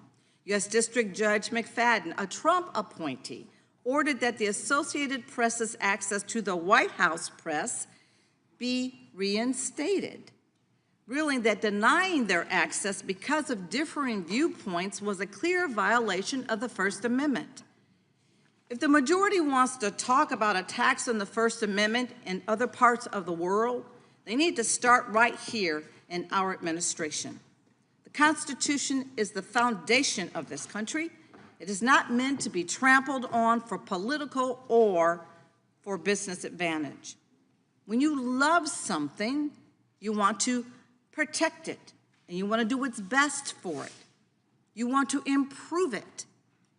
This means people will speak out and disagree on actions taken in their country and offer critiques of our leaders and, yes, the politicians. That's a constitutionally protected right. If the First Amendment is our guardrail, then this administration is truly trying to push us off the road. This government should be strong enough to accept any criticism without violating people's rights and offending the man in the White House. Professor Kay, I have a question, just one question for you. Based on what you've seen since this January, if our colleagues in the majority continue to pretend that our First Amendment rights are not under attack here at home, what could this mean for our country within the next 3 years? Thank you for that question. I think that as we look at the current moment and the current situation for our media, for our universities, for people's access to information generally, particularly access to health information, I think it portends really very problematic and dark days ahead. Will we be able to have access to information that makes us informed parents or informed citizens, able to make voting decisions? I think that's the kind of future that we should expect if we don't recognize this situation. And I think that the tenor of the conversation could at least recognize that there are violations of fundamental rights to freedom of expression by this government right now. At least recognize it. I know that Democrats in the last 5 years called out the Biden administration from time to time when it did things that it thought was inconsistent with free speech values. I think having that kind of honest discussion and then some real constraint is where the committee should be heading. Thank you so much. I encourage everyone that sees nothing wrong with this administration's retaliatory attacks on expressions of our First Amendment to consider just how much you are willing to give up to appease this man in the White House. At this time, I'd like to yield the remainder of my time to our ranking member. There's no time left to yield. I think the gentlelady yields back. I do have to run to another commitment. I will be back in 20 minutes. We will have Mr. Knott take over as chair. Mr. Farage, if you have to leave, I look forward to visiting with you sometime later, hopefully. I do, but thank you very much. Thank you for your testimony. Could I just ask you to stay for one more, Mr. Farage? The gentleman from Alabama is recognized for 5 minutes. Thank you, Mr. Chairman. Mr. Farage, I enjoyed Milwaukee at the Harley-Davidson plant with you. That was a great evening. So, question for Mr. Price or Mr. Farage. One requirement for speech to be censored as a false communication offense under the OSA is that speech must cause non-trivial psychological or physical harm. What is non-trivial psychological harm? I honestly don't know. And that's the problem with this legislation. It's so open-ended, it could mean anything. It leaves this entirely in the hands of local police forces to make their decisions. And the other disturbing element of this is that much within this act can be changed on a whim by a government minister, or at the other end, it can be interpreted by Ofcom in ways that it sees fit. You know, this is not good legislation. It's totally open-ended. It could literally mean whatever you want it to mean. And local law enforcement, I guess, can make that decision on who they decide to prosecute and who they do not. Have we seen it tending one way or the other? I know we've talked about a couple of cases in here. Are there certain people being targeted, you think, with OSA? Well, that's the fear, isn't it? The fear is that certain communities will be acted upon more harshly than other communities. That creates the impression of a two-tier country. That then breaks down trust in law and order, the democratic system, and everything else. I thought what was interesting overnight was that the boss, Samart Rowley, the boss of the Metropolitan Police, has said, look, we arrested this guy at Heathrow because we had to under the law, but they've thrown it back to the government to say, come on, can you just define more clearly what you want this legislation to mean? And that's why I think it's rotten legislation. It impacts us in ways that we can't yet foresee. It impacts potentially Americans and American businesses, and it needs to be gotten rid of, and we need to start again. So, Mr. Price, talking about affecting American businesses, I guess Europe's 440 million people, the U.S. is 300 million people. How do these companies, what do you see down the road for these platforms, these social media platforms, these companies that feel like they have to try and comply if they're going to do business in Europe? If, in fact, we don't repeal this OSA thing, which I hope Mr. Farage is able to do that with his leadership at some point in the near future. So how does this play out for our companies, Mr. Price, and for free speech in Europe in general? Well, on the corporate side, they're facing a really complicated piece of legislation, and as Mr. Farage outlined, with the provisions that are confusing in the Online Safety Act in the United Kingdom, there are similarly extremely confusing provisions in the Digital Services Act. So the mindset has to be one normally of compliance. One company has stood up to this whole regime and is challenging it at every level, and that's X. I hope others join and do the same, because the European Commission, though, really has been quite threatening. You'll recall the Thierry Breton letter, of course, about the Elon Musk's interview with then candidate President Trump. And you'll also see that other members of the Commission have made threatening remarks against companies as well on these so-called voluntary codes of conduct. When X and Google left one of the codes of conduct, a European commissioner said, well, of course they are voluntary, but we note that you've left them and we'll still hold you on the obligations. And you have Thierry Breton saying as well, you can run, but you can't hide if you leave the codes of conduct. So the whole thing is designed to force compliance, and the hammer that they have, of course, is these enormous crippling fines. It's like 10% on global revenue, if I understand correctly. So for some of these companies, that's a pretty tremendous fine. Absolutely, yeah, of turnover.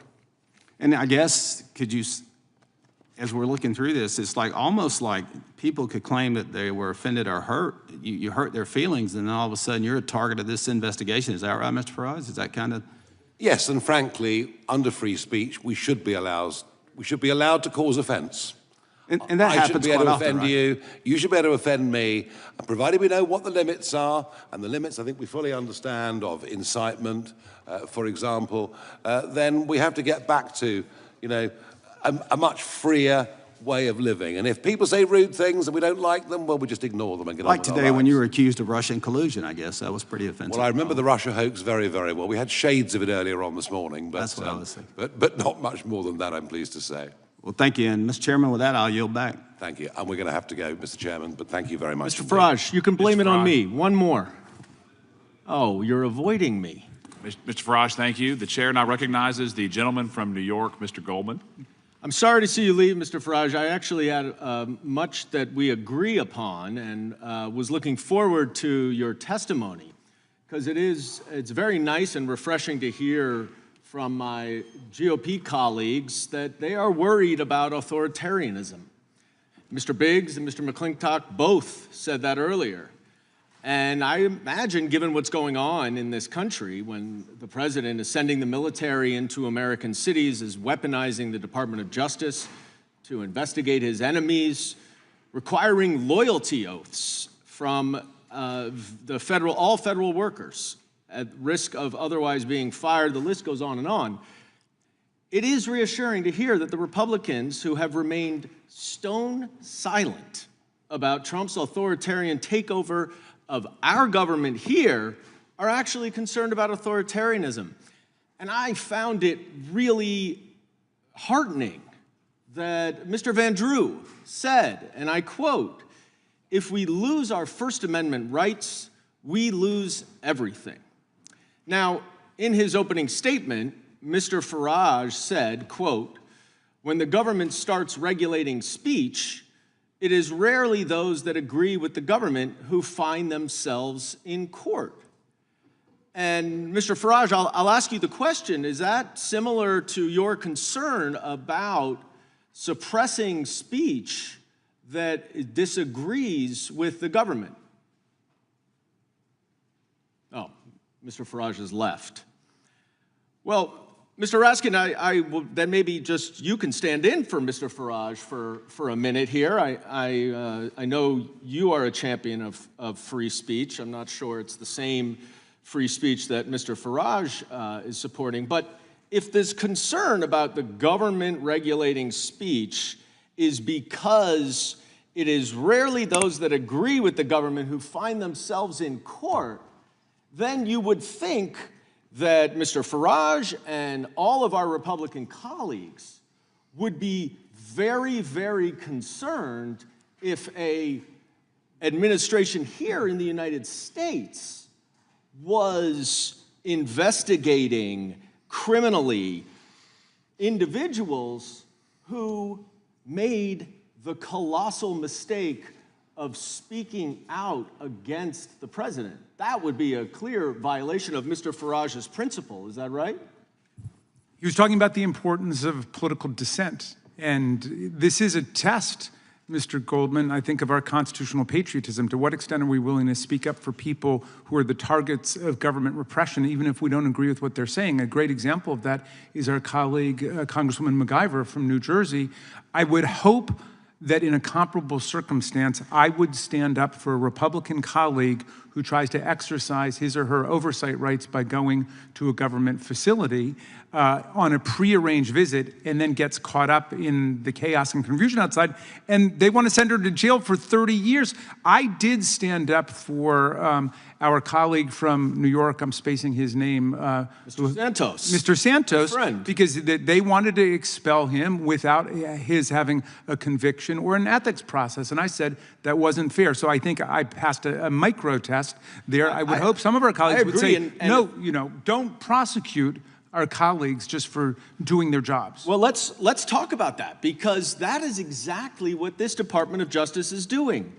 Recently, we heard publicly, which would ordinarily never happen, the Department of Justice does not say publicly, they don't confirm that there are any investigations of anyone until there's an indictment, because that person or those individuals can't defend themselves. But now we know that Senator Adam Schiff, who led the first impeachment of Donald Trump, is under investigation by the Department of Justice. New York State Attorney General Letitia James, who filed a lawsuit against Donald Trump and his business, she is now under investigation. Miles Taylor, who literally did the only thing that he did was write an op-ed and a book criticizing the President of the United States, he is under criminal investigation. Chris Krebs, whose offense, I think, was to say that the 2020 election was the most secure ever, he is under investigation. John Bolton, who has criticized the president, gets his house raided. Lisa Cook, the Fed governor, is now under investigation for mortgage fraud, I guess because she doesn't want to lower rates. The degree to which this government is suppressing speech that simply opposes the president's views should make Mr. Farage and every single one of my Republican colleagues speak out in favor of the First Amendment, and yet we have heard nothing. There is still time, my friends, and I yield back. Thank you, sir. The chair now recognizes the gentlelady from Wyoming. Benjamin Franklin said over 270 years ago, freedom of speech is a principal pillar of a free government. When this support is taken away, the constitution of a free society is dissolved and tyranny is erected on its ruins. An evil magistrate entrusted with power to punish for words would be armed with a weapon the most destructive and terrible. Under pretense of pruning off the exuberant branches, he would be apt to destroy the tree.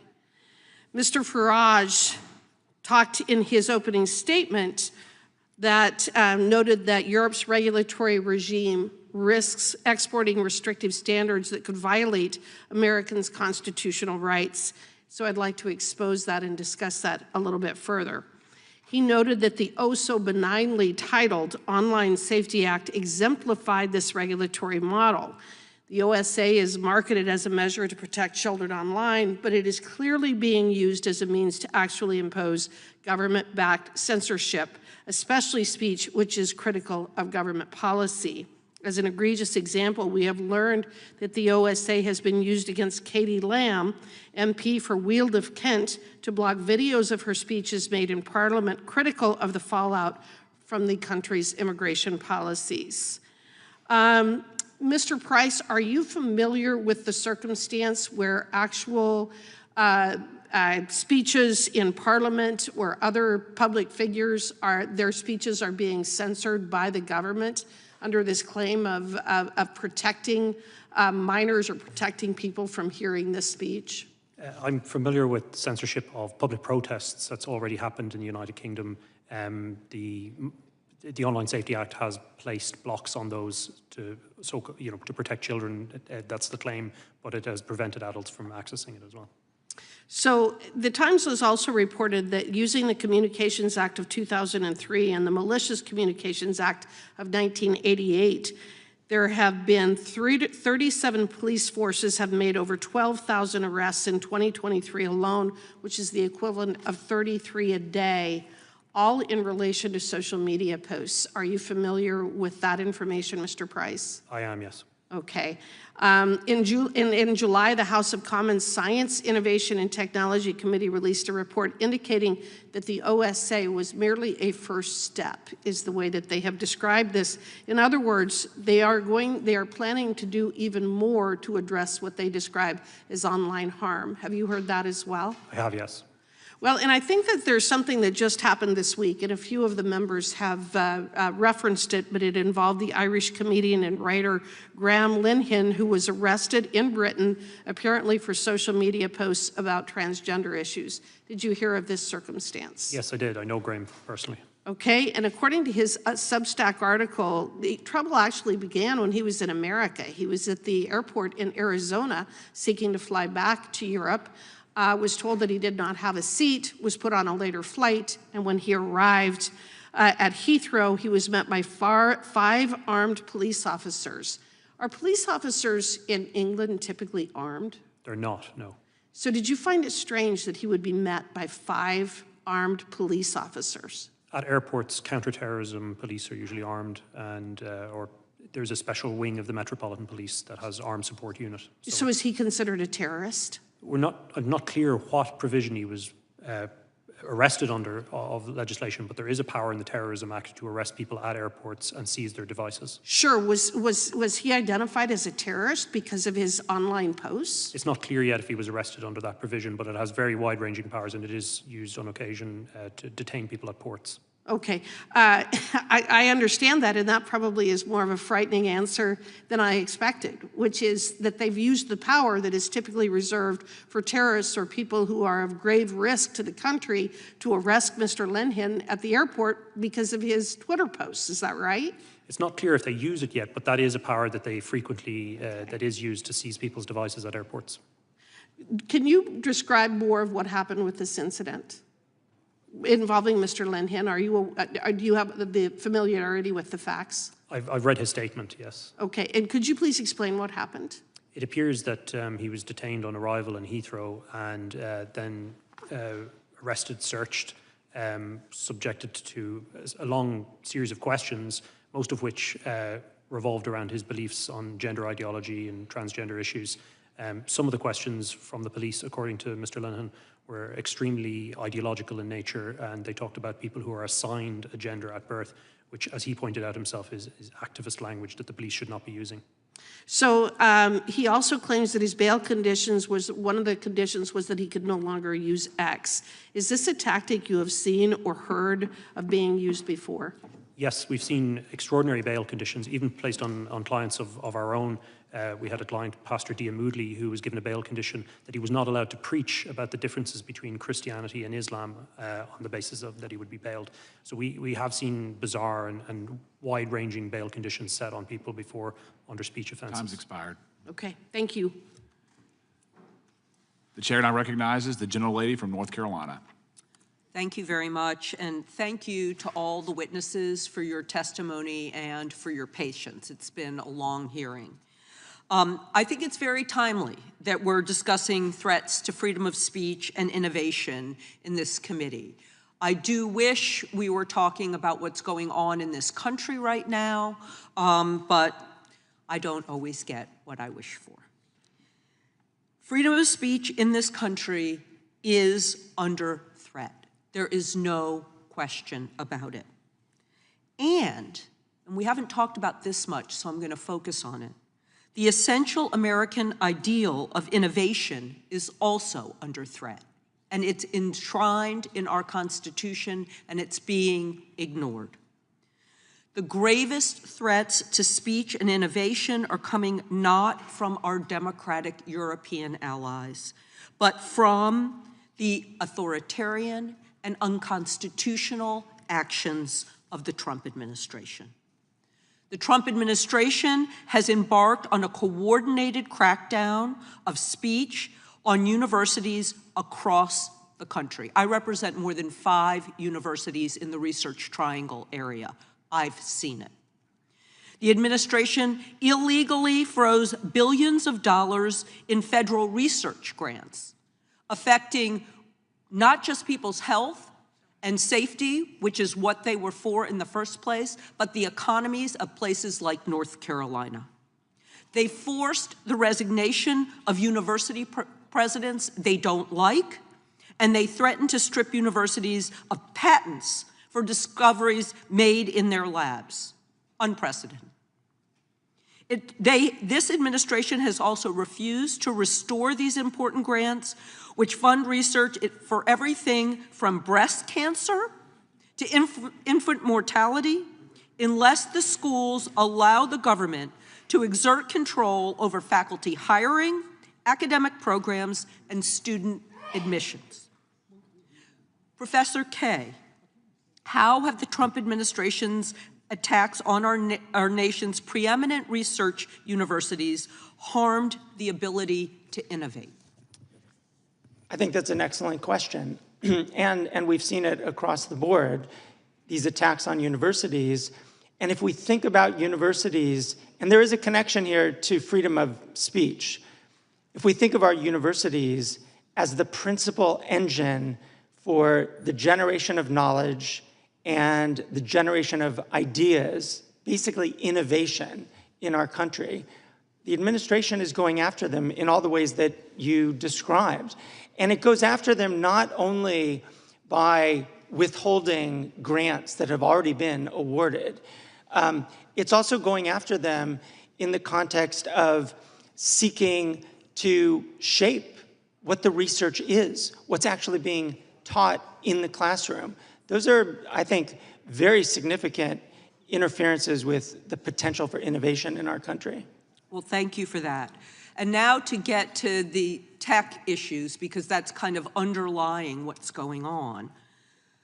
This hearing is supposed to be about Europe's threat to big tech companies, but I'd like you to speak about the threat of big tech companies and the AI models that they're creating on intellectual property rights, many of which are protected more strongly in Europe than they are here. How have AI models that scrape everything that they can, whether copyrighted or not, impacted innovation and even our newspapers, which are having to sue for the copyright for the content that they create?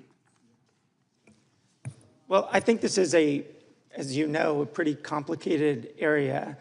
But I would highlight, just to bring it to European regulation for a moment, whereas the United States has not really gone very far down the path of legislating in this area and finding ways to boost AI's potential for democratic and freedom of expression purposes, Europe has actually adopted an AI Act, which, again, we might not agree with all of its particulars, but it's aiming to harness the power of AI for democratic purposes and to ensure that AI doesn't have this negative impact on fundamental rights. I think that's an approach that we can learn from, actually, and that we haven't so far. And I want to just, because I know I only have a second left, I really want to give a lot of credit to Congressman Issa, because he has been having excellent hearings on this very issue, but unfortunately, the larger Judiciary Committee has taken no action. And so I would encourage the larger Judiciary Committee to follow Congressman Issa's lead about protecting our creators. Thank you, and I yield back. Thank you, Representative Ross. The chair now recognizes the gentleman from South Carolina. Thank you, Mr. Chairman.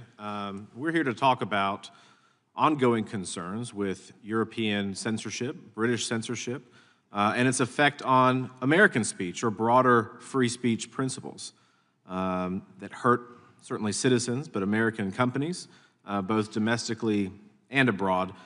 What I'm hearing today, at least from the witnesses, is rather alarming. This Orwellian in nature approach that Europe has taken, the hostility to free speech, to satire, to maybe speech that you disagree with. And I want to talk about that as it pertains to the UK, the EU, and certainly the US. Mr. Price, Prime Minister Starmer said that the UK does not have a free speech problem. Do you agree with that statement? No, I do not. In what ways do you disagree with the Prime Minister? We have seen numerous prosecutions in the United Kingdom for totally non-violent speech. We have clients, my own organization is acting for, who have been arrested for silently praying, for offering consensual conversations, for preaching about the gospel. And I can go on. There are numerous and numerous examples. 12,183 prosecutions, I think, is at least what I've read. Does that sound about accurate to you? That sounds accurate. Which is a 50% increase from pre-pandemic levels. What does that tell you about maybe the focus of the British government as it pertains to speech right now? Sadly, it shows that the United Kingdom, just like the rest of Europe, has entered a spiral of censorship, and it's getting worse. And it's gotten to the point where even our oldest and closest ally, the United States, has had to intervene and point that out. And as I said on numerous occasions, I'm extremely grateful to all of you for doing that. But the problem, frankly, is being now compounded and set in stone by things like the DSA from the European Union and the Online Safety Act in the United Kingdom. Well, let's talk about the Online Safety Act for a second. I mean, I think it maybe is intended to protect children, and I think everyone lauds that. Mr. Farage talked about that nobody, right or left, wants their child exposed to bad content online.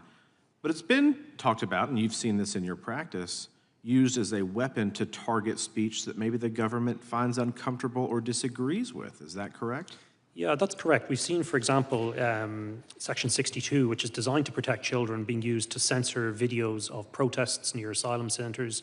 And so once you reach a point where content is restricted on the basis that it is political, we're moving well out of any kind of zone of protecting children into essentially censorship.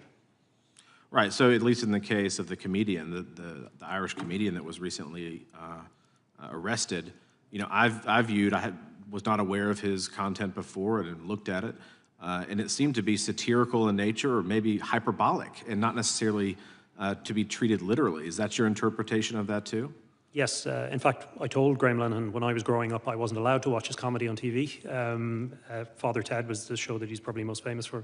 So what I would say is he's an excellent satirist, and he's in the long tradition of Irish satire, starting with Jonathan Swift, really, and all the way up to today. Isn't that part of like British society? There's like satire is embedded in the culture. Like you've embraced this for hundreds of years, right? Yeah, I would just add Irish and British. Irish and British, excuse me. Yes, yeah, very much so. Yeah, and it's the concept. Really, I think we haven't seen political extremism in the British Isles in the way that we did in Europe, because we have a healthy way of kind of laughing at and poking fun at our leadership. And I think whether it's cartoons about the king in the 1800s all the way up to Father Ted and Graham Linehan's work today, that's a great tradition.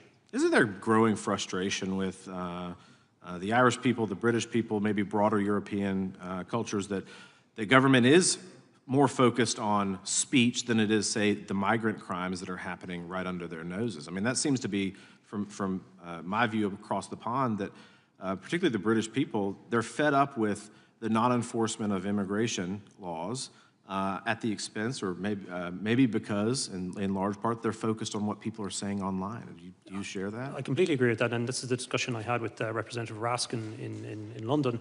This is about shutting down growing discontent in Europe with the decisions that our political elites have made. And we've reached a crisis point where it's no longer possible to conceal the level of public anger. And I think these censorship maneuvers are an act of desperation, and they won't work. Thank you for that. And radically shifting to Mr. Reid for a second, and a different approach. In the app industry, does the DMA incentivize Chinese copycat companies to flood the market? And if so, how does that impact American companies in European markets? And what are the associated data privacy implications of that? You may finish. Being aware of the time, yes. The problem is Article 6, Section 4. You have unlimited time. Pay no attention to the chairman. I always pay attention to the chair and the ranking member. The easy idea is Article 6, Section 4, Article 6, Section 7, and even 10. Part of the problem is they basically have must-carry provisions. And what that does is open the door. Part of what small businesses have benefited the most from the existence of these platforms, again, as I said, this isn't a love affair, it's a business relationship. They opened the door to customers, and the customers trust what they're buying on the platform. Article 6, Section 4, and Section 7 really say they must put on anyone's product.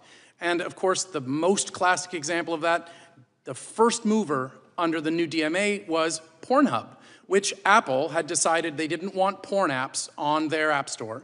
And the first one out of the gate to say, incorrectly, they claimed it was an Apple-approved app, which once again leads to confusion and breaks down trust. That was out of the gate the first app. And so from my members' perspective, their concern is, hey, I want to be sold at the store that people feel comfortable buying at. And the more you degrade the quality of experience and the more you degrade or allow that to be broader, we run into a problem. Thank you. I'm sorry for the time. Mr. Chairman, I have a parliamentary inquiry. Yes, sir, go ahead. Apparently the whereabouts of our missing witness have been ascertained. He's appearing on GB News, which I guess is the network he works for outside of the Rayburn building. I just wonder if it would be consistent with the rules and the practice of our committee for us to send someone to invite him to come back, because I think we have 5 or 6 members who haven't questioned yet.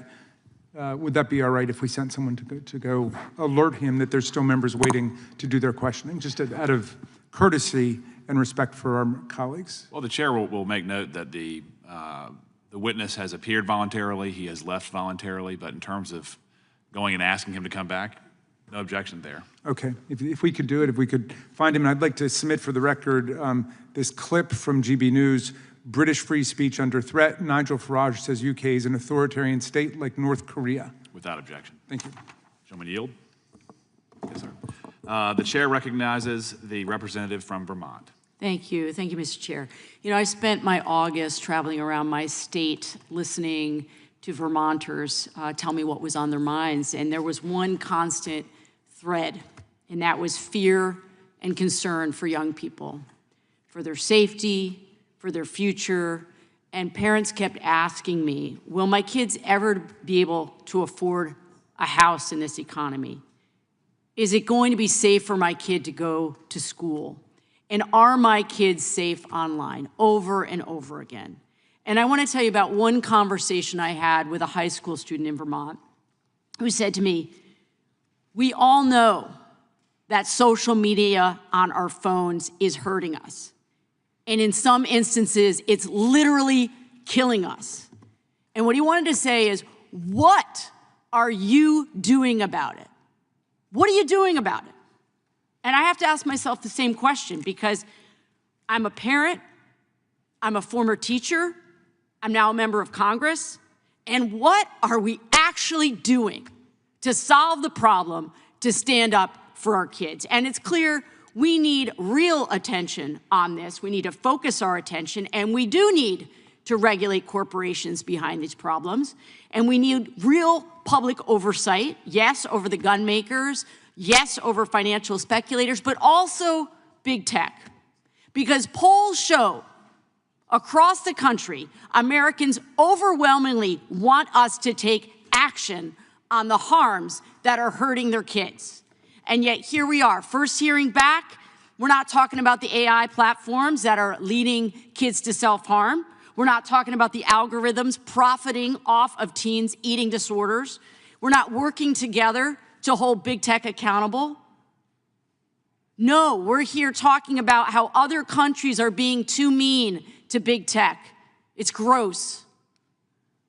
Professor Kay, thanks for being here. Can you briefly describe how the EU's Digital Services Act regulates social media content for children? So the DSA is a very big piece of legislation, a big regulation, but it gets to exactly the point that you're making, which is the DSA is the result of a years-long process of democratically Europe trying to figure out what's the response to the massive power of big tech over their information environments. And so to give one example, they provide a mechanism that actually requires those companies that are considered the very largest platforms and search engines to do an assessment of the risk that they cause in the context of illegal content, which could include child sexual abuse material.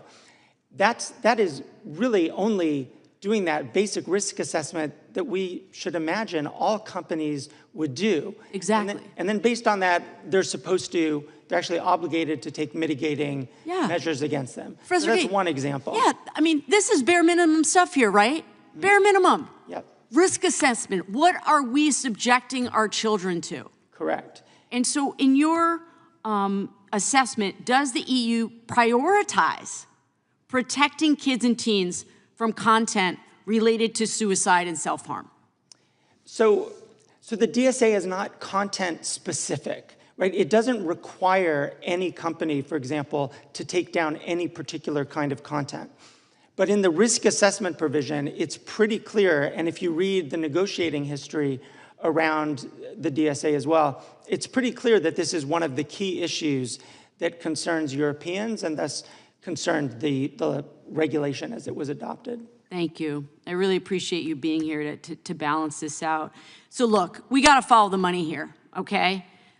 I want to draw your attention here to the visual here, okay? Trump inauguration fund, Amazon, $1 million, Meta, $1 million, Google, $1 million, Microsoft, $1 million, Apple, $1 million, OpenAI, $1 million, and the list goes on. This hearing is not about making the internet a safer place for kids. It's about harassing Europeans who are trying to do something. No, it's imperfect, but they're trying something, and we sit here twiddling our thumbs. There has never been a more important time than now to create some basic rules for big tech. Our kids are more important than these billionaires and their shareholders, period. If we truly want to protect our kids, we have to push back on unrestrained corporate power and try to retain some moral clarity in this moment. Jill? I was told I would have more time because there was a member that went over by a minute. Sure, go right ahead. We should be looking at any country around the globe who is actually trying to do something. And no, should we copy exactly what they're doing? No, but we shouldn't stick our heads in the sand and say that, oh, there's nothing we can do here. We cannot maintain the status quo and then go back to our constituents and look these parents in the eye and say that we're actually doing our jobs. The solutions are right in front of us if we would actually do the work here in this committee. And I yield back. The gentlelady yields back. I would just remind the gentlelady that Mr. Zuckerberg from Meta sent this committee a letter a year ago, August of the last year, saying that the Biden administration pressured them to censor. They did it. They're sorry. And they're not going to do it again. And they've changed policy. I said that in my opening statement. So we do think this committee's had a huge impact on protecting free speech. The gentlelady from Florida is recognized for 5 minutes. Thank you, Mr. Chairman. Today we are examining a growing threat, the way that Europe and the UK are using so-called digital safety and competition laws to undermine American values and American innovation.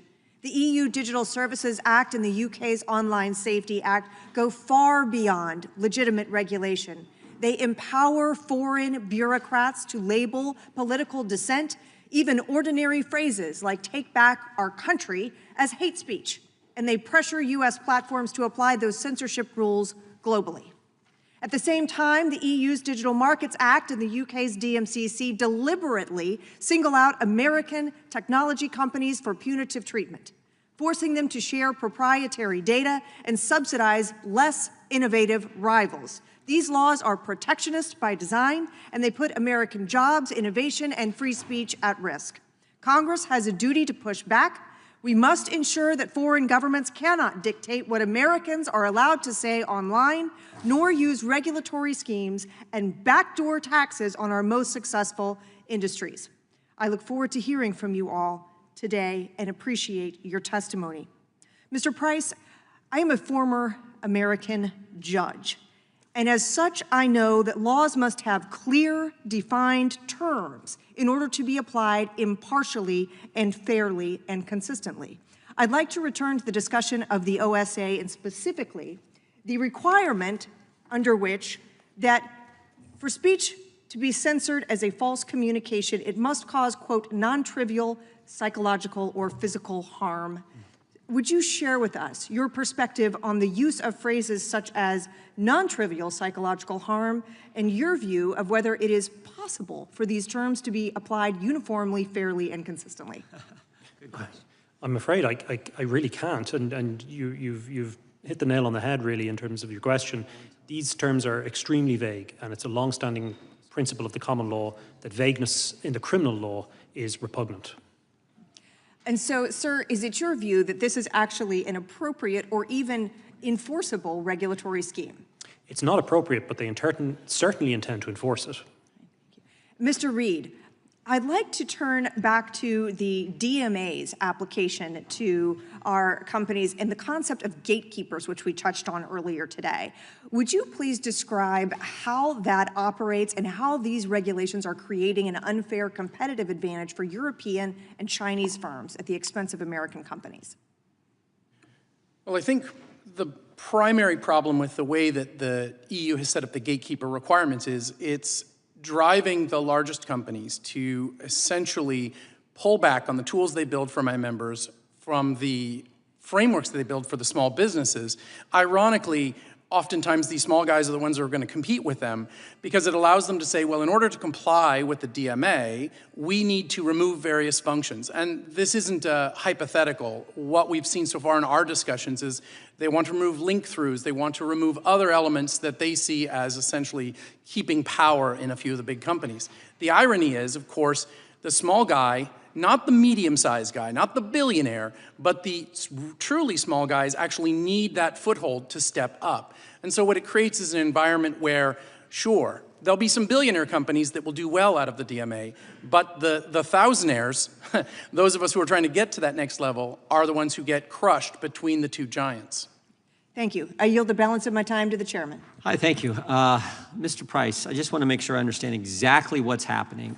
A pastor gets arrested for what he said, but the guys who attacked him don't. Lucy Conley said things that she shouldn't have, probably. Not probably, definitely. What would Mr. Farage say? Intemperate, statements, but she took him down. She got more prison time than young violent offenders got. And Miss Rose Doherty, I believe, was praying silently outside, and she got charged. Is that all accurate? The only point I would add is Rose Doherty, 74-year-old grandmother, was arrested for holding a sign that said, "Here to talk only if you want." Oh, so she's praying silently, not saying anything, just a sign, right? Just a sign, sir. Oh, wow, Yes, wow. And if an American comments on this in a way that the DSA defines as disinformation, misinformation, hate speech, they can have their speech taken down as well. Is that accurate? That is entirely accurate within the terms of the DSA. That's the state of play. Mr. Reed, I would just point out, when Ms. Verkunen, the lady who took Mr. Breton's place, when she was here talking about how the Digital Markets Act could impact companies, she said, we don't have anyone in Europe complaining about the law. And my response was, that's because you don't have any companies. The way you defined it, according to Mr. Price, and you understand, it only includes American companies and one Chinese company. Is that right? Well, the irony is there are a lot of smaller European companies that are complaining about the DMA. Not the idea that they need a competitive landscape, it's that it focuses on entirely the wrong thing. You hit it on the head. A lot of our members come here to get money to go back there to build products. Yep. I'm sorry, they called votes. I do want to move quickly, and I shouldn't have went over. Mr. Garcia is recognized. Thank you, Mr. Chairman. We're here today for two reasons. One, because Republicans are in the pocket of big tech, and two, they want to distract us on their war on free speech and expression in the U.S. We all remember Trump's inauguration. The tech oligarchs were all there. Musk, Zuckerberg, Bezos, Cook, Pichet, and they looked like they won the presidency because they did. And they got what they paid for.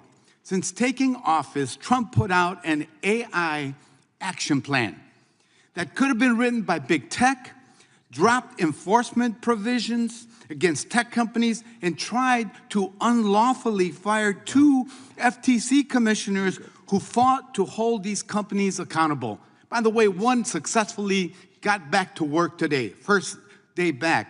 That's Rebecca Slaughter. Trump and his loyalists in Congress are also serving their corporate overlords by attacking the countries that actually try to rein in big tech. That's not innovation, that's corruption and oligarchy.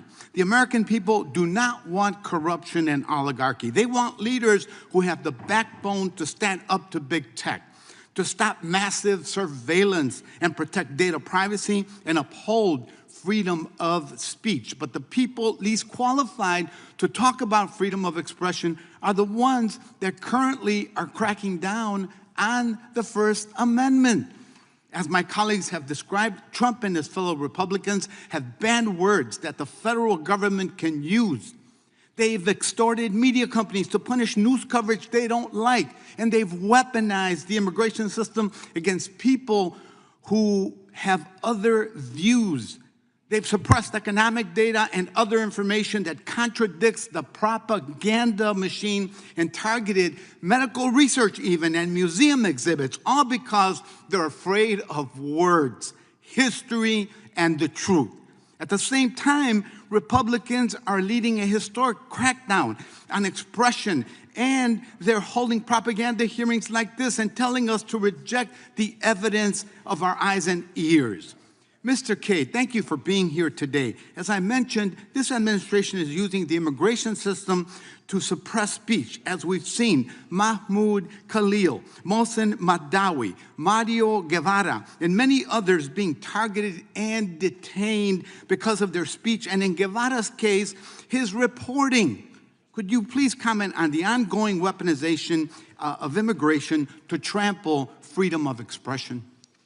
Yes, each of those examples are accurate. And I think that as we've heard so many different examples of crackdowns or alleged crackdowns on different kinds of speech in the UK or in Europe or in the United States, we just have to be honest that there are crackdowns happening in the United States. It's not it's entirely accurate to say these kinds of content-based restrictions and punishments in the US are very serious interferences with freedom of expression, and it would just be important to acknowledge that as we're talking about other kinds of restrictions as well.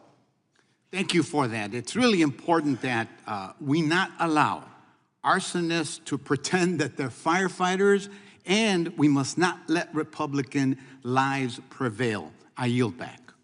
Gentleman yields back. We will do one more, then unfortunately we have to recess for votes. And I know you guys have been sitting there for 3 hours. You need a well-deserved restroom break. We'll see if we got some refreshments for you back there, hopefully. Mr. Harris is recognized, and we'll take a quick recess.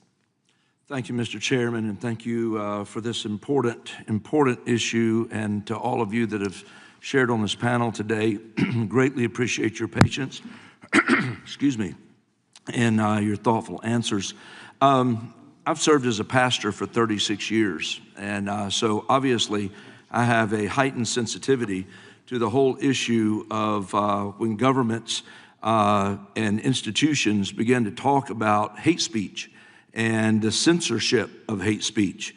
And I guess one of the questions that I'm concerned about today, and I'll ask you, Mr. Price, because of your experience in this area, particularly with ADF, would you consider posting a Bible verse hate speech? No. And is saying there are only 2 genders hate speech? I certainly wouldn't consider that hate speech. And so, yet the UK's Online Safety Act, among other things, is requiring companies to take actions against content which, quote, incites hatred against people. And I guess my question is, again, Mr. Price, who is in charge of determining what constitutes content which incites hatred against people? The regulator of the Online Safety Act is Ofcom, which is the statutory body, and the legislation itself includes what they call priority content. That's content that would be age restricted, encompasses things that are illegal outside or in real life, not online. The problem with that is that our pastor, Dia Moodley, that I mentioned earlier, he was threatened. He was arrested under the Public Order Act, which talks about stirring up religious hatred for comparing Islam and Christianity. And so on the basis that the Online Safety Act restricts something that's deemed to be a crime outside, that kind of content would be restricted. And I think that's extraordinary overreach. And is hate speech, quote, objective? Well, this is where I might just pick up on something Professor Kane said earlier in relation to hate speech. The problem with it is it's a tautology saying that incitement to hatred is speech that creates hatred. There have been attempts by the UN, like the Rabat Plan of Action, to try and, on the prosecution side, set out a more clear framework on it. But as far as European courts are concerned, I think that their jurisprudence in this area is essentially incoherent. Right. Well, obviously, I oppose any hateful rhetoric that's expressed online, but at the end of the day, it's not the job of governments to police bad speech, especially when we'll never be able to agree on what actually constitutes bad speech. And at the end of the day, the best remedy for bad speech is good speech, not censorship, in my opinion. But I will also ask, there is currently a clash between social media platforms that value free speech and the laws of the UK, causing some companies to alter their terms of service. And Mr. Price, are American social media companies expected to comply with UK's Online Safety Act? Yes, sir, they are. And how does this impact the way in which companies set their terms of service?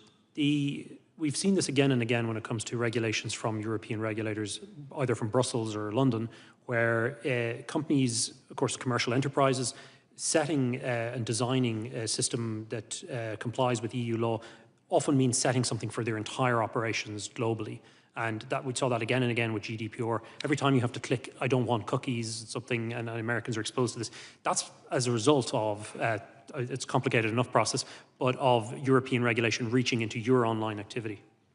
Well, again, this is a critically important issue, and you've done some incredible work, I know, with Alliance Defending Freedom. And I know, Mr. Price, you've defended witnesses criminally charged for praying near abortion clinics. One of those examples was Father Sean Goff, a Catholic priest who was charged for praying and holding a sign that read, "Praying for Free Speech." UK authorities allege that silent prayer near abortion clinics constitutes an attempt to coerce women who are considering abortions. And I just ask, is silent prayer coercive? No, sir. And should silent prayer and holding signs result in legal consequences? Absolutely not. So when pro-life activists are prosecuted for engaging in peaceful prayer and protest, what kind of message does that send to other pro-life activists in the UK? I think it shows an extreme degree of intolerance. It shows police overreach, and ultimately, we have to go back systemically. The problem is these laws that are being created. They're incredibly vague, overbroad, whether it's by European regulators or UK regulators, and they're having a real impact on people's lives and their human right to free speech. Well, as this committee has discussed previously, the FACE Act here in the United States has been used to go after pro-lifers, and I just pray we don't reach the point that such activists are arrested for silent prayer, as we've seen there.